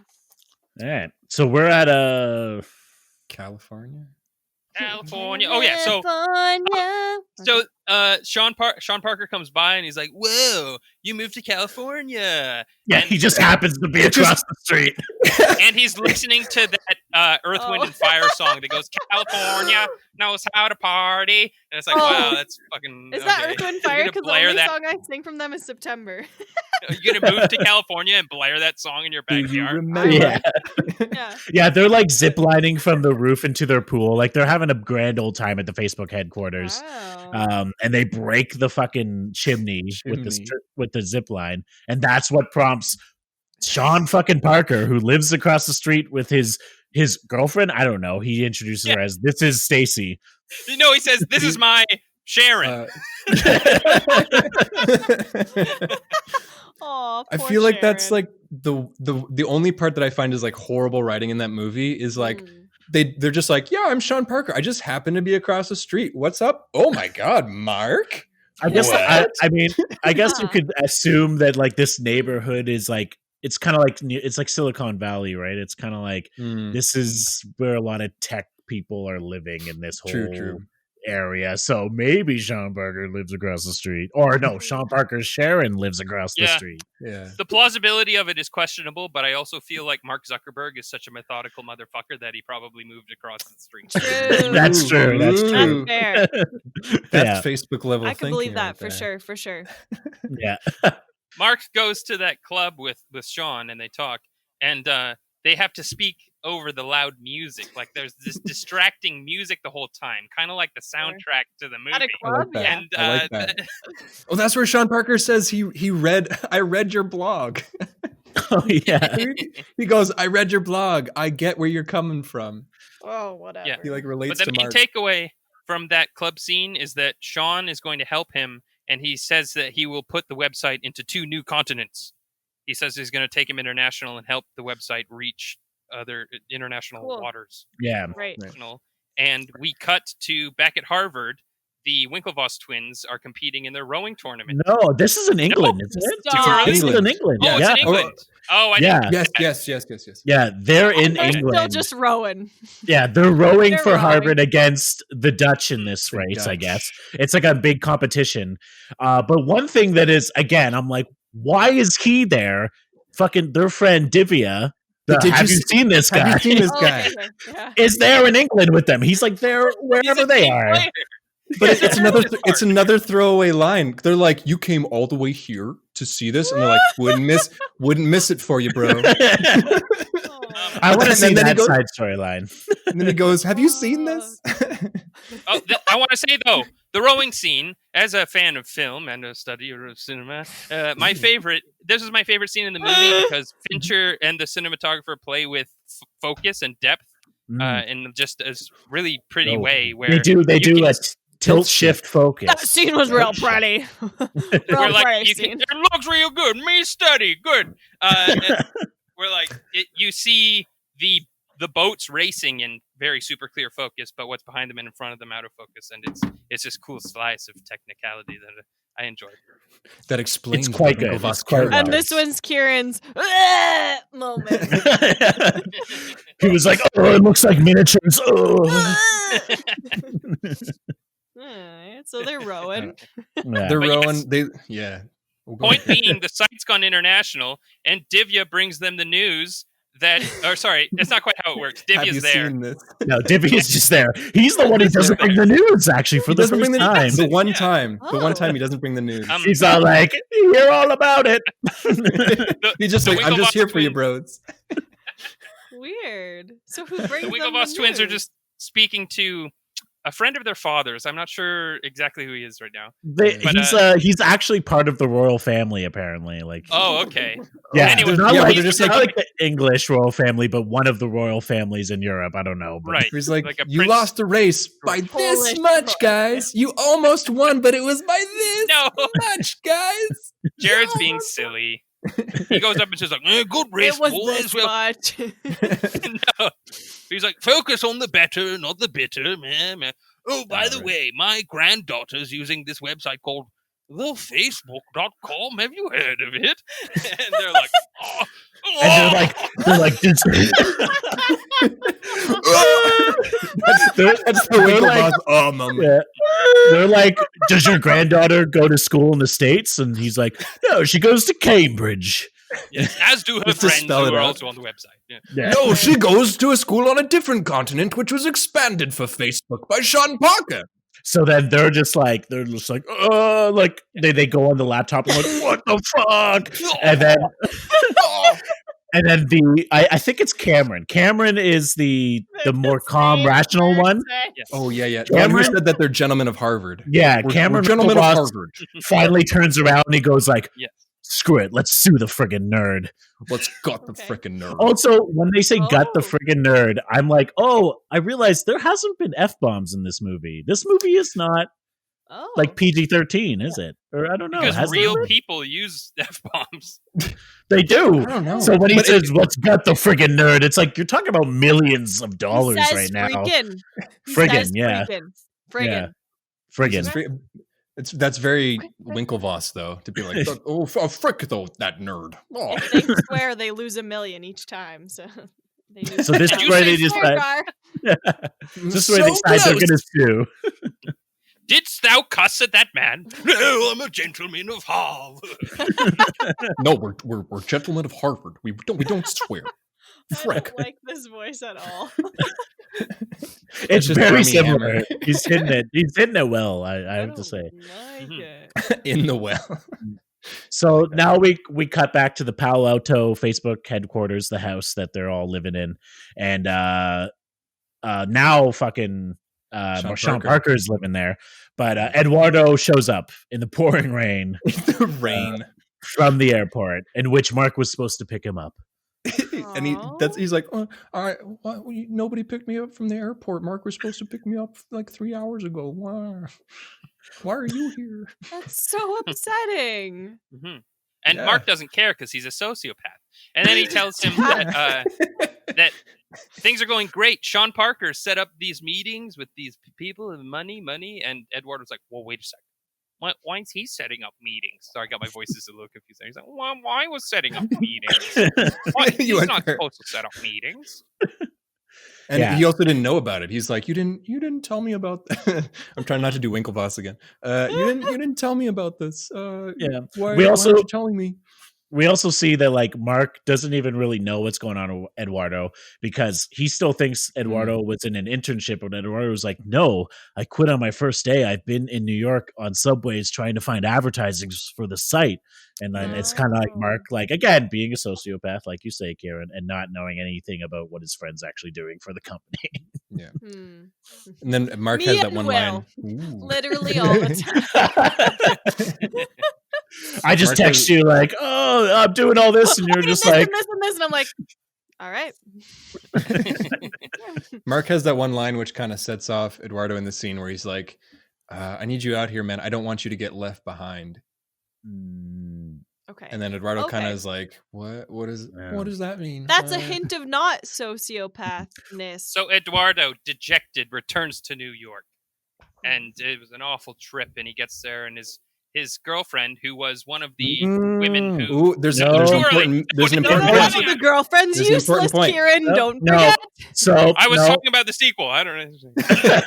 No, he the next scene has him, and I'm assuming this is still in LA, walking up to a bank teller and canceling all the cards associated Yes. with like the Facebook business. Yes. So all the Because money. Eduardo They're is still the going by funder. the Facebook. No, they- I think it's Facebook. They dropped the. It's cleaner now. Yeah. Okay. So he cancels all the cards before he leaves back to New York, and then we see him in New York. But before that, though, we see Sean Parker and Mark. Sean Parker and Mark go for a meeting with an angel investor. Yes. Oh, yes. So we sort of return to the deposition courtroom scene, and we talk about what success Eduardo had with Mark. Oh, sorry. Am I going back? I think I'm going back a bit. But anyway, he and Mark had very little success trying to find advertisers in New York before going to California. Mm-hmm. And Eduardo says, like, oh, he was asleep at all the meetings. And Mark's like, I wasn't asleep. And he's like, oh, sorry. What I meant to say was, I wish he had been asleep at all the meetings. So I went back a bit for that. But it showed what Eduardo was trying to do in New York, was trying to get these advertisers to get online with the website, and that he had difficulty. Right. Yeah. And so he comes to California, he sees this stuff, he gets mad about Sean, he takes out the money, then he goes back to New York. And his girlfriend's very mad at him. Because but not before we see that's the sequel. But not before we see Sean Parker and Mark meeting with an angel investor, and they offer them an initial investment of $500,000. Right. Yeah, that's what you guys. People are interested in Facebook. They want to give them lots of money, but they want to do corporate restructuring if they get the investment. What is that? That's a good point to make. Corporate restructuring? Like, what is that? Changing the percentages of who gets what in shares of the company. Oh, okay. Okay. It's important. It's all about if new investors come in, perhaps the share of stock of people who are already a part of the company, their share goes down a little bit because it's got to go somewhere. Yeah, makes sense. Okay. Yeah. So now, Kieran, take it away. So then Eduardo returns to New York in the sequel. And he hasn't been answering his girlfriend's texts because the California trip was bad. And he's like, boo. And then he gets a call from Mark and about this $500 investment. $500 investment. We're prepared to offer you the amount of $500. That's money. I'm telling you guys. Okay. I made like $20 at the lemonade stand over the past 3 weeks. Okay, so that's a lot of money to me. There's someone calling themselves an angel investor for $500 in California. So I may be losing the plot a little bit, or not know exactly where it's going. But it's another example of how women are useless again in this. Yeah. Yes, his girlfriend is like crazy and abusive, and not. She's a caricature. What happened? Yeah. So what happened? Well, she's offended that he hasn't returned her texts and lights his trash can on fire, which may or may not contain his laptop. That's the big line is he's like, why haven't you changed your relationship status on Facebook? And he's like, what? He's like, why haven't you changed it? And he's like, I don't know how. And she's like, you're telling me that the co-founder of Facebook doesn't know how to change his relationship status on Facebook? Right, and in true Eduardo fashion, he's like, exactly. Still. This is very secret, so you should be proud that I'm sharing this with you. Eduardo.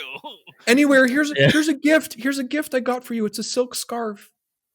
And that's what she sets on fire. Because she's like, when have you ever seen me wear a silk scarf? Okay, but silk is expensive. Real silk? Yes.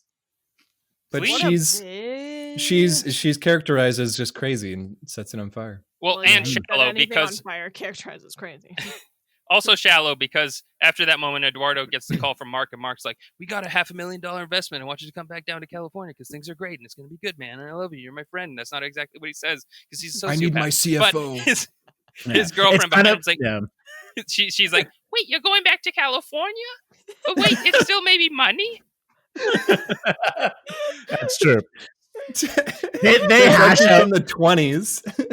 They hash out their relationship because, like, not the girlfriend. Mark and Eduardo hash out the relationship because Mark's like, you froze the accounts. You could have jeopardized this entire business. Facebook doesn't go down. That's what makes us cool. It doesn't go down.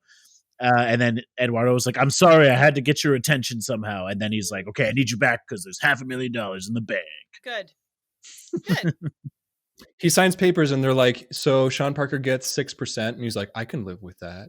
And then like the investors get like 6 or 7% or something like that as well. And Eduardo gets 30%. Okay. Eduardo still is Mark at 30. gets 70.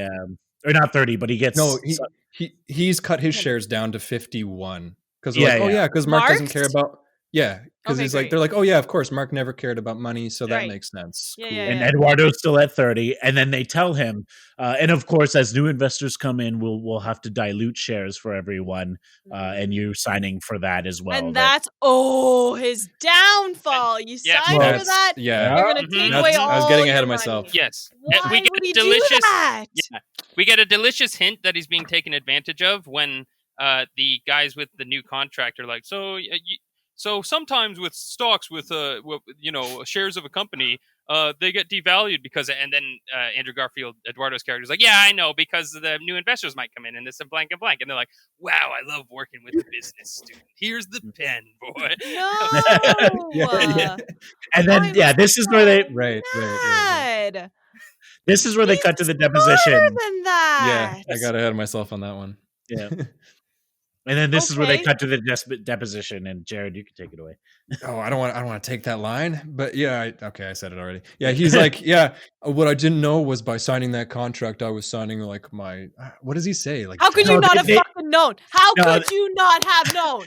Actually, it's great. It's great. So the lawyer goes like, "Can you actually repeat that question back again?" And then the person, what's the typographer, like the person who's typing out the meeting, stenographer. You're not going back to California. She goes like, okay. And by signing this contract, did you know that you were essentially signing your death warrant? That's what she reads back. It was actually the question as put by the lawyer. Did you know you were signing your death warrant? Stupid. Well, but in true Eduardo fashion, he's like, this his lawyer? I didn't know. This was no lawyer. He's like him. Yeah. Exactly. That makes sense. A lawyer's going to be like, "Oh, I'm going to take the heights up to exactly up your fucking asshole." You are thinking like a real Eduardo right now.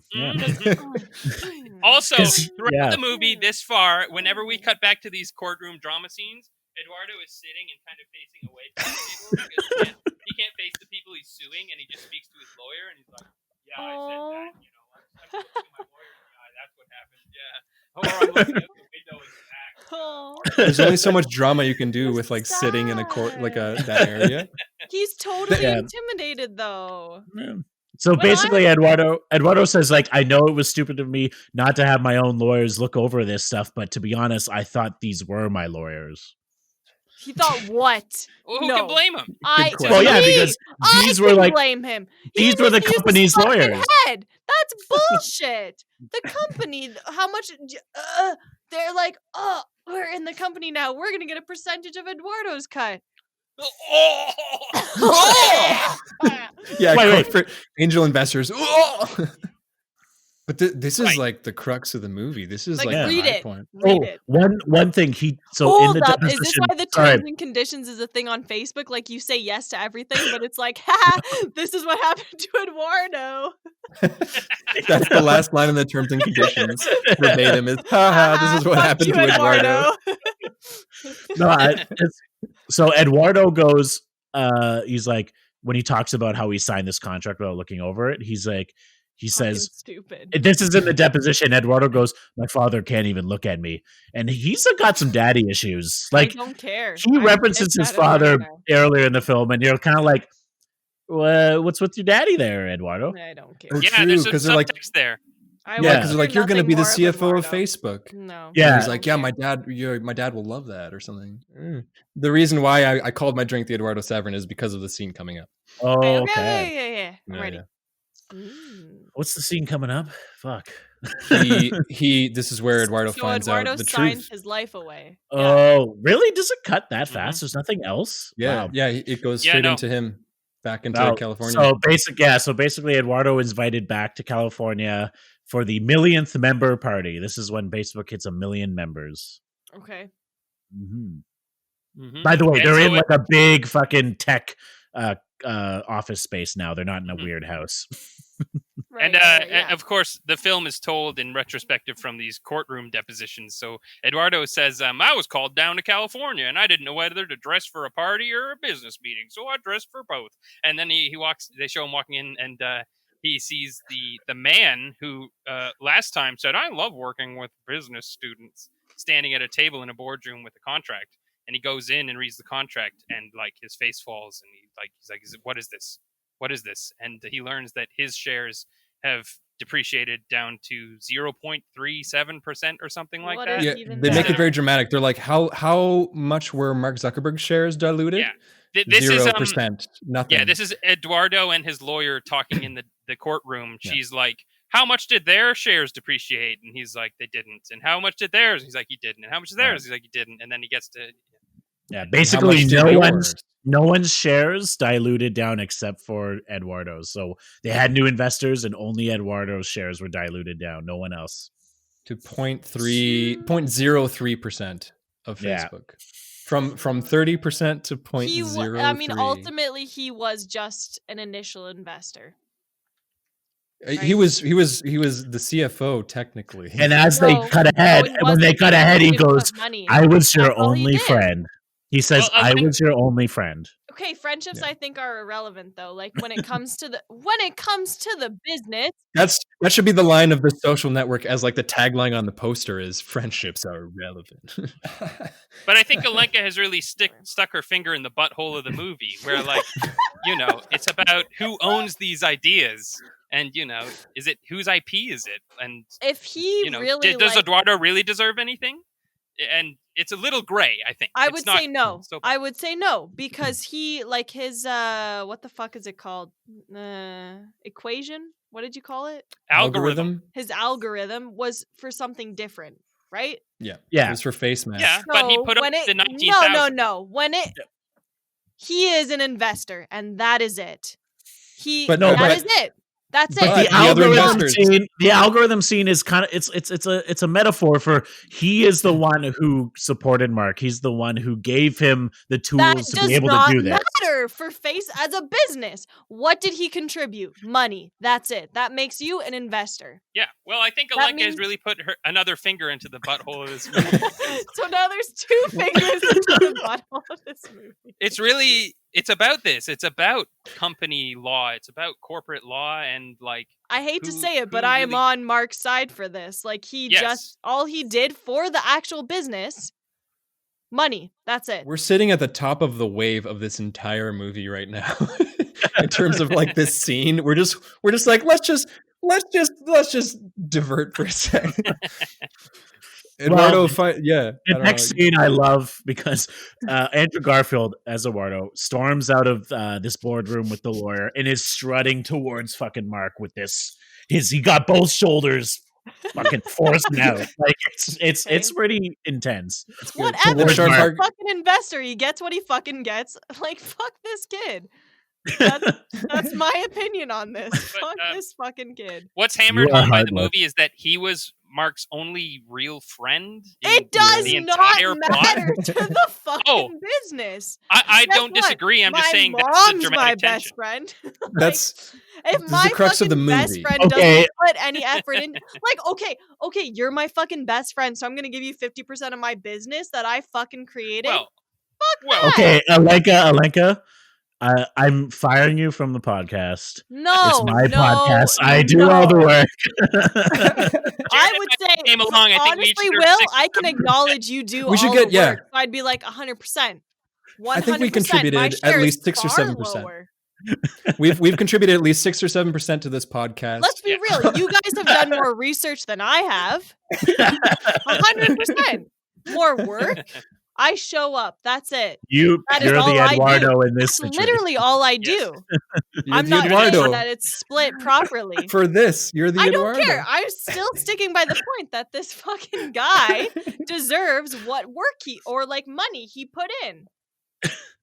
That's a good point. If Will ever wants to leave this podcast, I will say, actually, I am a bit more valuable than Eduardo because it's fucking haven't seen it podcast. Find another bitch that hasn't seen more fucking movies than we need to find someone else who hasn't seen movies. So, I mean, if Will ever wants to fucking separate, He can, and I'd be like, you fucking did everything. All right. So It's good that you brought up. Oh, Yeah, you go. I was just gonna say it's good that you brought up that he owes the money, or he should be owed the money that he put in, because it goes into this next part, which I will pass to you, someone else. To me, yeah. So he fucking struts towards Mark, and he's kind of, and Justin Timberlake is there, and he's like, "Don't bother him. He's locked in. He's coding right now." Oh yeah. Yeah. So then he walks right up. He walks right up to Mark, and he fucking grabs his laptop, and he fucking smashes it on the ground. It's so dramatic. It's intense. He smashes his Sony Vaio laptop on the ground. Very specifically, yes. Oh man. There's an altercation, and Eduardo says, "I'm coming back, not just for 30%, but for all of it." Yeah. Yeah.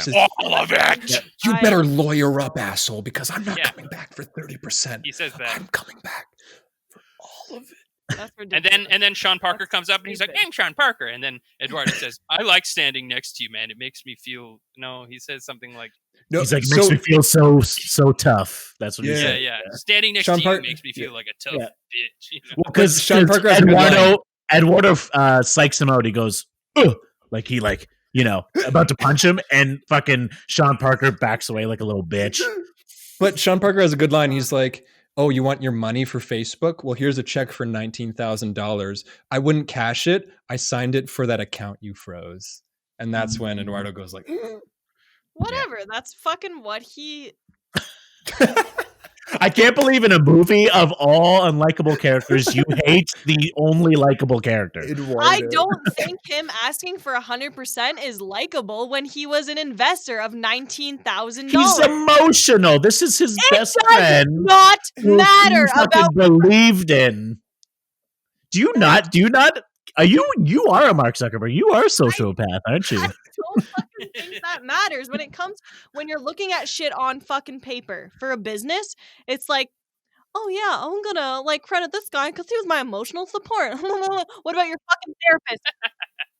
It's funny because I don't like this movie very much, but I think Eduardo got fucked. He did. I think he gets money at the end, but yeah. Like in real life, he got money. I think so. There's a 100%. settlement. He should get his share. Yes. Yeah. Not 100%. I think So basically, he smashed the laptop. Eduardo leaves, but then we see Mark still loves his best friend because he tells Sean Parker, "You were too harsh on him. You were way too harsh on him." Basically, Mark doesn't say anything to Eduardo. Great. Like Sean Parker does all the talking. He told Sean he's too harsh on him. And then there's a whole other bit about Sean basically seeing an intern who's probably underage or like 18, basically. Yeah.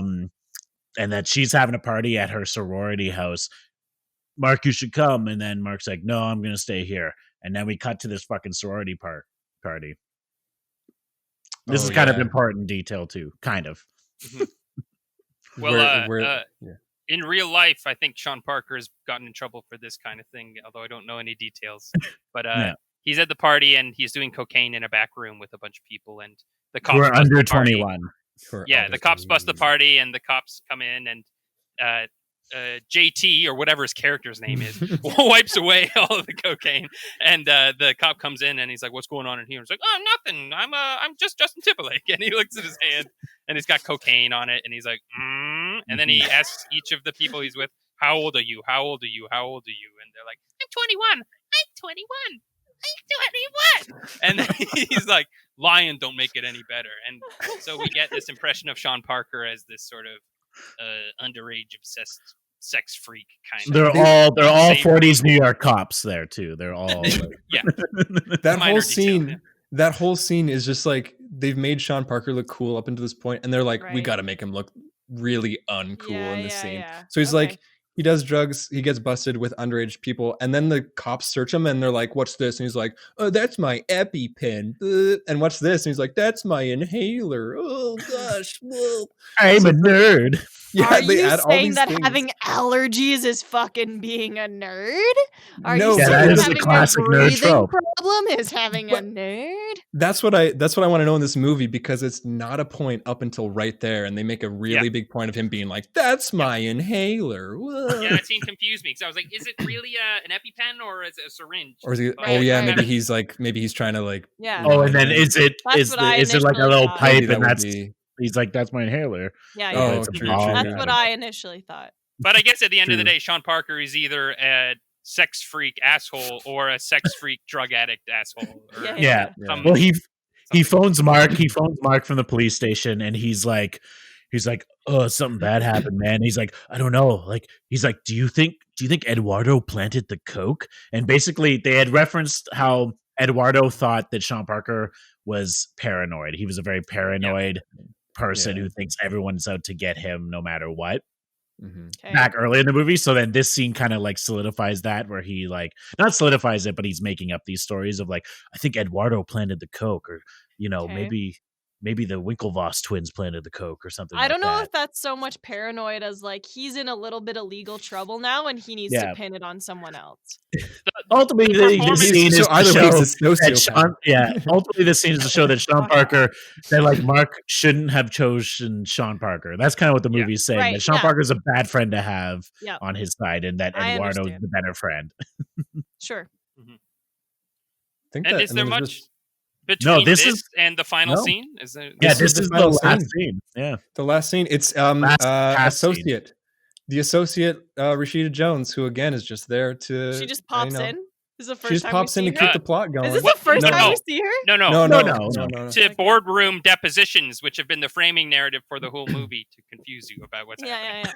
Yeah. Yeah.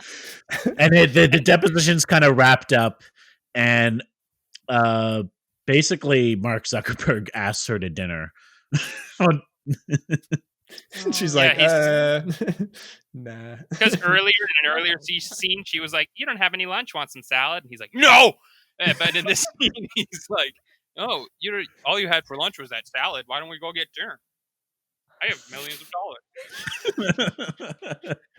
No, I have a thing. Yeah, and she's like, "No, Never I mind. can't do that." No, I can't do Okay. that. She's like, I'm I busy. like salad. And she turns him down, and then as she leaves, she opens the door and turns to him and says, "Well, you know, Mark, you're not an asshole. You're just trying really hard to be one or act like one or something like that." Having a hard time nailing these lines. No, All that these is the snappy line. lines. That's Yeah. the line. That is the line. I And disagree this really with that. interesting line. I don't think That's- that's true. Yeah. Interesting No? choice for like the No, I last think line he's of just the an movie. asshole. It's the one of- last yeah, line in the It's movie. one of the last lines, right? The Yeah. last line. Well, the rest of it is just Mark, him. no, because Mark goes, "Do you mind if I use this laptop?" And she goes like, Oh, "I don't great. think anyone will care," or something like that. Right. Oh Yeah. yeah. That Yeah, happens so a the- couple times in the movie. Mind Yeah. if I use the laptop to do something? Nah, go ahead. It's only the source of your power. That's the last scene. Yeah, he uses the laptop and then he looks up his ex from On that he's Facebook. been on Erica Facebook. Albright. Wow. And So he that's the girl that he wrote the negative blog about in the beginning. Yes, Mhm. no, I do remember. Thank you. then he gives her a friend request. Oh, really? Gives her a friend Yes. request and then just starts refreshing the page to Yeah. see if she's responded. She's not going And- to. You know how movies based on... Oh, you haven't seen any. So you guys, you know movies... No, but the ones based on a real story, at the end they show credits and they're like, David Dinkelwerder went on to work at the Right, ice cream right, shop for yes. 80 years. Yes. So John we basically Laptop get- went on to create the laptop. So we basically get that over him refreshing the page, waiting for that girl to accept his friend request on Facebook. Right. Mm-hmm. We get the update on what's happened to everyone in real life. Factual fact. with in Yeah. in text 2010. In 2010. I don't know. Yeah. Feels- Also, I have to say, this movie ends. The credit song is "Baby You're a Rich Man" by the Beatles, and How does that go? it's great. It's like, you don't know that song? I don't know. Can we You're a sing? haven't rich heard it? man, but it's gone too far. No, that's not. No. No, it's like, baby, you're a rich man. Baby, you're a rich man too. Or something like that. I don't know. It's one of those not very melodically fulfilling Beatles songs. They just say "Baby, you're a rich man" for 4 minutes. Yeah, Baby, you're a No, rich I've heard man. But the whole movie boils down to Mark Zuckerberg created Facebook because he's a whiny little bitch who misses his ex-girlfriend. Interesting. Well, it's about Boring. friendship and Money. the inability of the sociopathic to be human. Yeah, basically. Now, Jared, Yes. why is your drink named Eduardo Saverin? Yeah, why? Because instead of having, I thought I had about 30% of the ingredients for the drink that you gave, but in the end I had about 0.03% of the ingredients Oh, of the drink. I like it. And then I smashed a laptop. No, I'm kidding. That's good. Oh. Well, guys, that was The Social Network. Alenka, well, how many fucking likes or care emojis do you give this one? I feel like if I watched it, I would be very heated about it based off the Eduardo situation, because that I would say was the most intense moment for me. So do I like it? I don't know. I don't think I like the guy that plays him. I want to give it like, are we doing out of 5 or 10? Well, you can rate the movie, and then you gotta rate Jared and Kieran's description. Oh, okay. Okay, great. I would say like 1.5 out of 5 for the movie. For the movie? For the movie. For this Oscar nominated. Yeah, for the movie. Okay. Because it would piss me off. That's true. It would just piss me off. So I'd be mad. So I guess that's an emotionally driven decision. Is the movie good? Probably worth like a 3.5 at least. Kieran and Jared's performance. Fantastic. We got impersonations. I've got to see visual reenactments. Depth in Kieran's room based off how far he pushed his chair. And the most terrifying noises probably ever. It was captivating. I will give it 4.5. We're sticking to the decimals here. All right. Out of 5. I think I speak for Jared and I in that it was a pleasure to establish this, fan favorite duo that must return, once every 10 episodes due to fan demand. And we enjoyed that. I don't think we enjoyed that. I would love that. Where can we follow you on social media? What do we plug in? Oh gosh, I guess Laughs on Tap. By the time you're listening to this, hopefully we've put out even more videos, but we put out a couple videos recently that are kind of cool on Laughs on Tap. Just look at us up on Facebook. Yeah. In time, we plan to have a podcast of our own. We've recorded some, and you could probably check that out. It'll be on our Facebook as well, I'm sure. Donate to the food bank. Waterloo Region Food Bank if we want to be local, but otherwise just donate to your local food bank. That's what I'll plug. Yeah, because fun fact, we actually didn't mention this earlier, but Laughs on Tap does every show by attendee donation in which they deliver straight to the local food bank. Yes, indeed. Because they're so fucking good. They're good guys. The food bank gets around 0.03%. Thank you. So Thank you for jumping on that. No. Well, guys, if you want to follow us, I Haven't Seen a Podcast, you can follow us on Instagram and Facebook at Haven't Seen a Podcast, or Twitter at haven't_seen_it. Or you can go on our website, which has our episodes as well as pictures of our drinks and the entire movie list that Alenka hasn't seen. It's exhaustive. Ooh. It's disgusting. It's I want to know. gross. I'm going to take a look. All right, Alenka, take us out. Stay spicy.